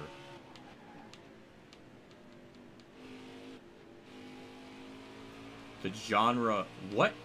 The music genre gabber. I don't know what that is. I feel like I need a freaking... I don't know what that is. I have no clue what that is. Boost your ego. I'm really surprised that they are making this new World of Alice game. They're not doing it with the new consoles yet. It's just weird. I don't know. You would think by now they would do that, but maybe not enough people even have those consoles to justify even making a port of it. Why is it not on PC either? That's the other thing. That's annoying.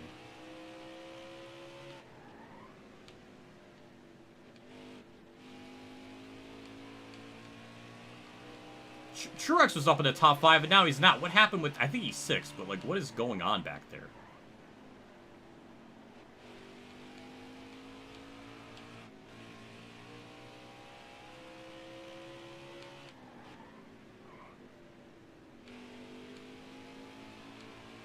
Ultimate Dragon's just, like, praying Kyle Busch does not get second. It doesn't seem like that's going to happen.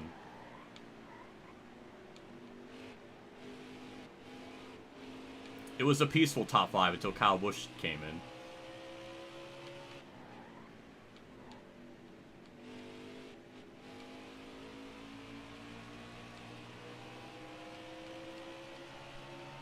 It's a style of electronic...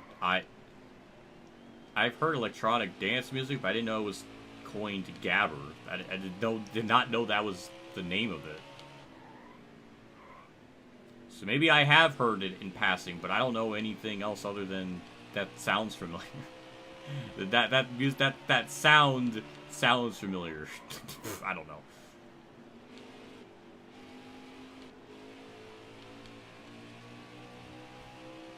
Okay, now my hand's starting to cramp. I'm really trying to try hard this out. Trying to make it last. Alright, 10 to go. Keep it nice and smooth for us. Careful, still there. You got room, you're clear. That was like the worst turn one I've ever could. Larson actually gained on me. A lap car. Because I was going so slow in that corner. Clear all around.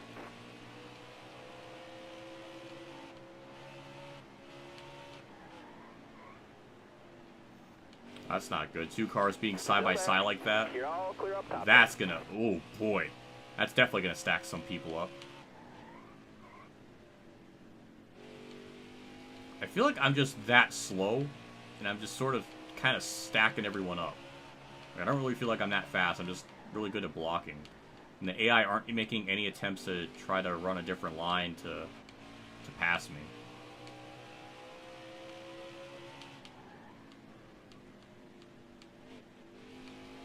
If at this point they poke their nose in there and they send it, I won't even be that mad. I feel like I've been holding them up so much.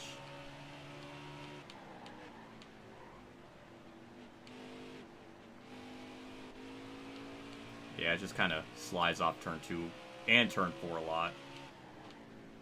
Where was this Richmond in the 550 package era? This just drives pretty good.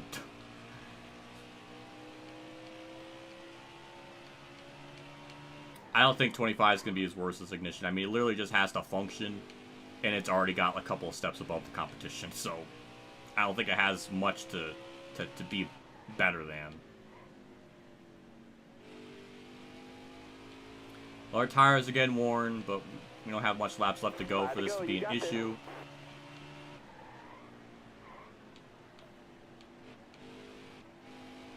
Don't even really have much lap traffic for us to be afraid of anymore. Now Kyle Busch is taking over second, though that's just... It's kind of cool. My bro is second. That's something.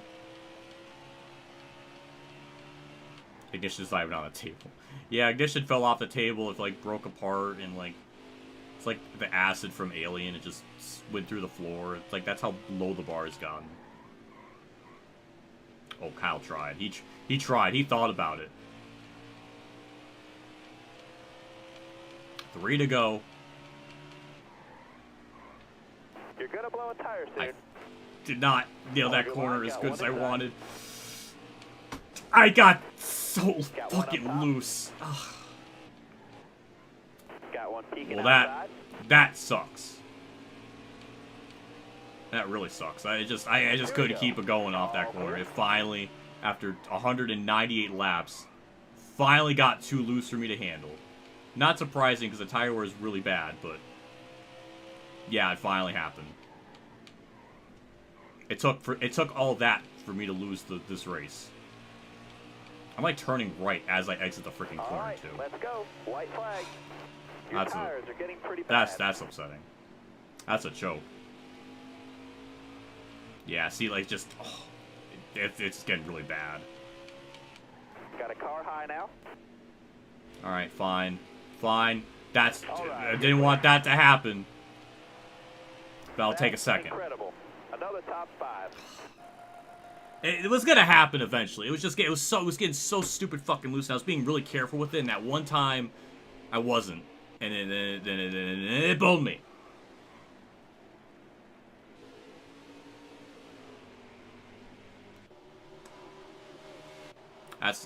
Of all people to lose to, why is it my own brother? That is so evil. Where did Kyle Busch come from? He wasn't even second. Like it was like Chase Elliott and Logano this whole time. Oh.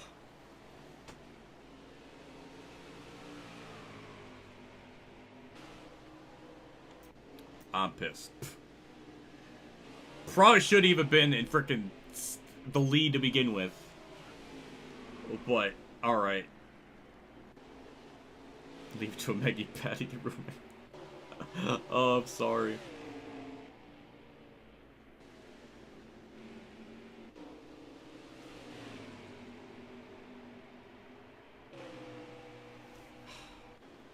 That's weird. I guess that's a thing. I guess that is slightly different from like Heat 4 and 5, or at least with the next gen thing is. I don't really get loose off turn 2. I mean, it's the same exact settings as everything as before. But yeah, the cars are definitely they definitely do drive a little bit differently from this game to like the Heat 5 2022 mod, or I guess 2023 mod that is based on a 22 mod. So yeah, they definitely do drive a little bit different. There's just less grip. So we're not getting any unique yellows, even though we've seen a couple already. So I don't know where we're getting them. I like to see at least one. Unless all of them were just tire blowouts and it's like nothing interesting.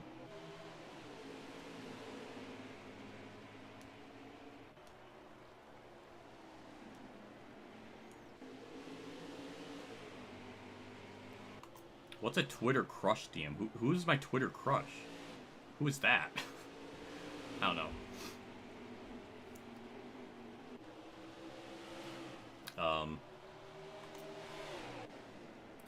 It's just not going to show us anything. See, there was so much action around me that it may not even show anything. It was just not nearly as interesting. To gay music. What does that mean? I don't know what that means. I didn't even know that was a genre.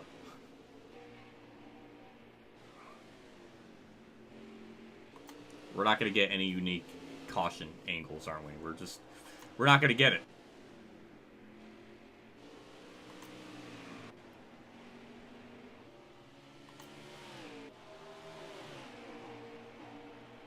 At least that last part of the race went caution-free, like those 50 laps or something.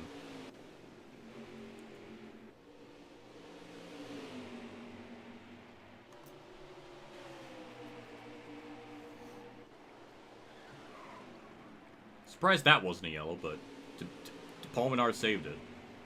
So yeah, we're not that. Yeah, because at this point, well, maybe there's a yellow. 146. Yes, finally the Clint Boyer spin gate thing. And it's wow. Yeah. Can we get a better angle of that, please? Like, okay, it's just gonna focus on Hamlin, but Clint Boyer basically spin gated himself, and Hamlin got into it. Truex avoided it, so that's cool. But it happened right in front of the lead, or at least Chase Elliott. Oh. Weird. Okay. Let's look at the rest of the finishing results. So, obviously, Kyle won. That was an hour and 10-minute race. Truex gets 6th. Austin Dillon 8th. Benedetto 9th. Suarez 10th. That's about a normal but top 10 if I've ever seen it. I just can't believe I fucked up on the Cowboys thing at the end. It was gonna happen eventually. It was happening that whole race, but it finally happened at the worst time. Eric Jones 11th. David Reagan gets 12th. He led laps in this race earlier, mind you. Landon Castle was 15th. Where was that? Denny Hamlin 16th, but the game said he was having a bad day, so Denny Hamlin's bad day is the 16th. It's pretty good. Jimmy 17th, Paul 18th, Alex Bowman 19th, the second guy a lap down, Eric Almirola 20th. A lot of guys 1 lap, 2 laps down. Ryan Newman DNF, same with Daryl, Bubba Wallace. Clint Boyer 38th, Ryan Truex 7 laps down on pace, or at least on the track. But your boy Bowman got 21st. Or 19th, I'm sorry. He was running 21st at one point, but he bumped his way up to 19th. He was, you know, if this race was like a 400 lap race, he might have been able to get 17th. But, yeah, I don't know. A lot of cars lapped down, though. They were close to lapping Jimmy there at some point. But, yeah. Well, either way, we're still going to be really good in the points, so that's not much of a worry. David Reagan is at... Blaney Castle's 3rd still. Oh, Lord. Oh, God. That's horrifying. So, yeah, David Reagan still 2nd. 15 points back of me. I kind of forgot David Reagan was up there. Alright, Landon Castle's 3rd after 2 races because he actually got a top 15. De Benedetto. Kyle Busch, the only normal I guess him and Logano are like the two normal ones in the top 10. Boogie Woogie. Yeah, that sounds familiar. That sounds familiar. So that's our top 10. My boy, frickin' Keselowski's 15th. Oh, God. Truex is 23rd. Oh. Harvick's 29th. Hamlin's 30th. Bowman's 33rd. Bo Wallace 39th. Damn. That moment when Cody Ware is ahead of Bowman in points. Not only that, Brendan Gaughan is ahead. Jay McMurray is... It's all gonna probably even out eventually, but yikes, what a nasty first two races there. We got a 15-point lead already, so we're looking good. We just have to be watching out for Kyle, I guess. Maybe I should have mentioned that Kyle, Truex, and Hamlin are really the big three that are really fast in this game. So I don't know, but either way, that was those two races. Kyle Busch fastest lap, not shocked. Did we lead the most laps somehow? I'll be shocked if we did. Somehow we did. 77. I was not expecting that, but... Alright, I'll take it. So, that was Richmond. Hour and 10-minute race. Damn. That's fast. So that 100% race was about like 2 hours and 20 minutes, which is really quick. Phew. Well... Yeah, well, we started off the championship on a good note. Both the Bushes got wins. The entire season so far is filled with Busch wins. So, that's whether either really good or bad. Where to replace Jimmy. Yeah, that's... oh, Lord. Oh, God. Bowman has to eventually do better, right? It can't keep getting this... It can't be this bad the whole season.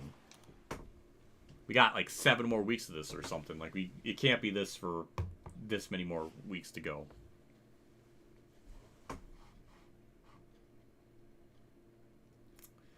Well, next week, it'll be Homestead, then Canadian Tire, maybe Martinsville, but I don't know. Canadian Tire's going to be a very short race. Obviously, as you can tell, it's only 40 laps, so. Didn't Corey use a different format? For the points, I don't think they did. They technically did because they added points for, like, leading a lap and most laps. So you did get stuff like that. Obviously, I can't do that with season mode, but... They did use the real-life points where first is 40th and second's 35th, and it goes down from there, and then they added in, like, the laps led and stuff. So, maybe even a point for pole. I'm not really sure, but... Yeah. Basically, it's just the normal real-life points is minus the bonus points. Would be so much better if Megan Patty did still to win. That was partially my fault. I kind of slipped up. So, I'm just sort of surprised he kind of came out of nowhere. Like, he was in the top 5, but it was always, like, Logano or Chase behind me, like, that whole time. I'm surprised he even was there at the end. But, yeah, next week we Homestead. Canadian Tire, I don't know. Homestead might be not too impossible, but... Or that might be kind of an easy race. And tire wear is still going to be kind of a thing. So have to be careful, like, turn 2, but... Canadian Tire, I don't really know, so that's a big question mark. Maybe we'll throw in Martinsville, but we'll have to do like a speed run of the intro or something to do all of that or something, because Canadian Tire is really short. It's not even like a 40-minute race if I do it with 50%. So might throw in bonus race. I don't know, because Watkins Glen's also going to be really short too when we get to that later in the year. So I guess we'll have to wait and see. But for now, I think that's where we're going to kind of wrap things up here.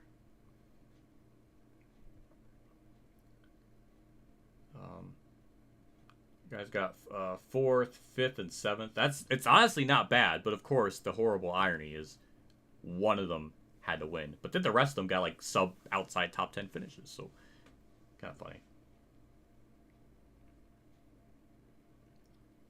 Running it got fired. I don't know what that is. But either way, I'm going to go to full face cam. And we're going to wrap things up for tonight.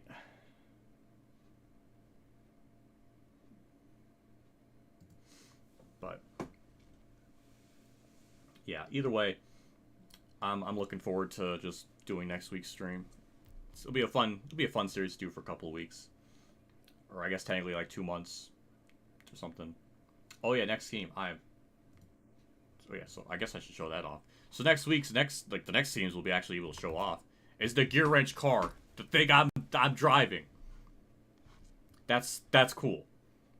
And also the this one, which you can't see properly at this angle, but it's a nice looking car. 2019 had more unique, interesting Kurt cars, surprisingly. So the Com Survey one, so that also looks pretty cool. And maybe if we somehow get bonus race time, the Star Nursery one. Oh, that's another really good looking one. So yeah, nice alternate Kurt schemes, which is cool. So yeah, next race will be this one. I'll just leave it on that then. So yeah, either way, I'm gonna get going. I gotta get my freaking outro stream music ready, which I keep forgetting to do. But luckily, it's not a big deal to actually to freaking get ready. Yeah, thank you everybody for stopping by. I do appreciate it. It's nice to have this series. It's probably not going to be like a popular one or one that's gonna match the greatness of the old days, but at least it'll be fun to do. Just out of this, so I always wanted to maybe do one of these, and now we finally got a chance to do it. So thank you so much for creating that custom schedule. Shorter streams are better. It would, well, I really feel weird just doing like a 1.5 hour stream. I guess Daytona was like almost 2 hours, but I kind of want to do just the race length as they were intended. And if I did these for like just not long enough of a stream, because like it would just take too damn long. It would take me freaking 17. It would take me almost all the way till like November to finish this series up, and I don't want to go that long. And also, I want the race lengths to be the same as they were originally. I was kind of thinking about that, but I wanted the race lengths to be the same as they were in the league itself. And those weren't really long enough. It just feels weird to just do a 2 hour stream. Or not even 2 hour stream. Like, Canadian Tire wouldn't even be barely an hour if I actually did it like 50%. As you saw, both the races were like barely, like a little bit over an hour, hour 15s. I really don't feel like doing an hour and a half stream. But either way, I'm done. I'm going to wrap it up. But yeah, I'm going to get going. Thank you, obviously, Mexican Link with the 77. That's like mind-boggling of an amount. I can't even I can't even process it. So thank you for that. Thank you for the freaking the message you left. It always gives me something to think about after I get those after I read it. As well as Jordan Clark with the 3. I very much appreciate that. So thank you, and all that good stuff. So I'm gonna get going. I'm gonna watch Moob's stream, see how that goes. But yeah, he was also scared of community pools. I mentioned community pools or something. Like I want him to go to the community pool with me. He got like really scared. That was funny. That was a good bit. I should really make that into like a video or something, or like a supercut. I don't know, but. But that was funny. He lost his mind when I mentioned us going to a community pool. He didn't even know how to comprehend it. So that was good. Anyways, I'm done. Bye, and have a good night.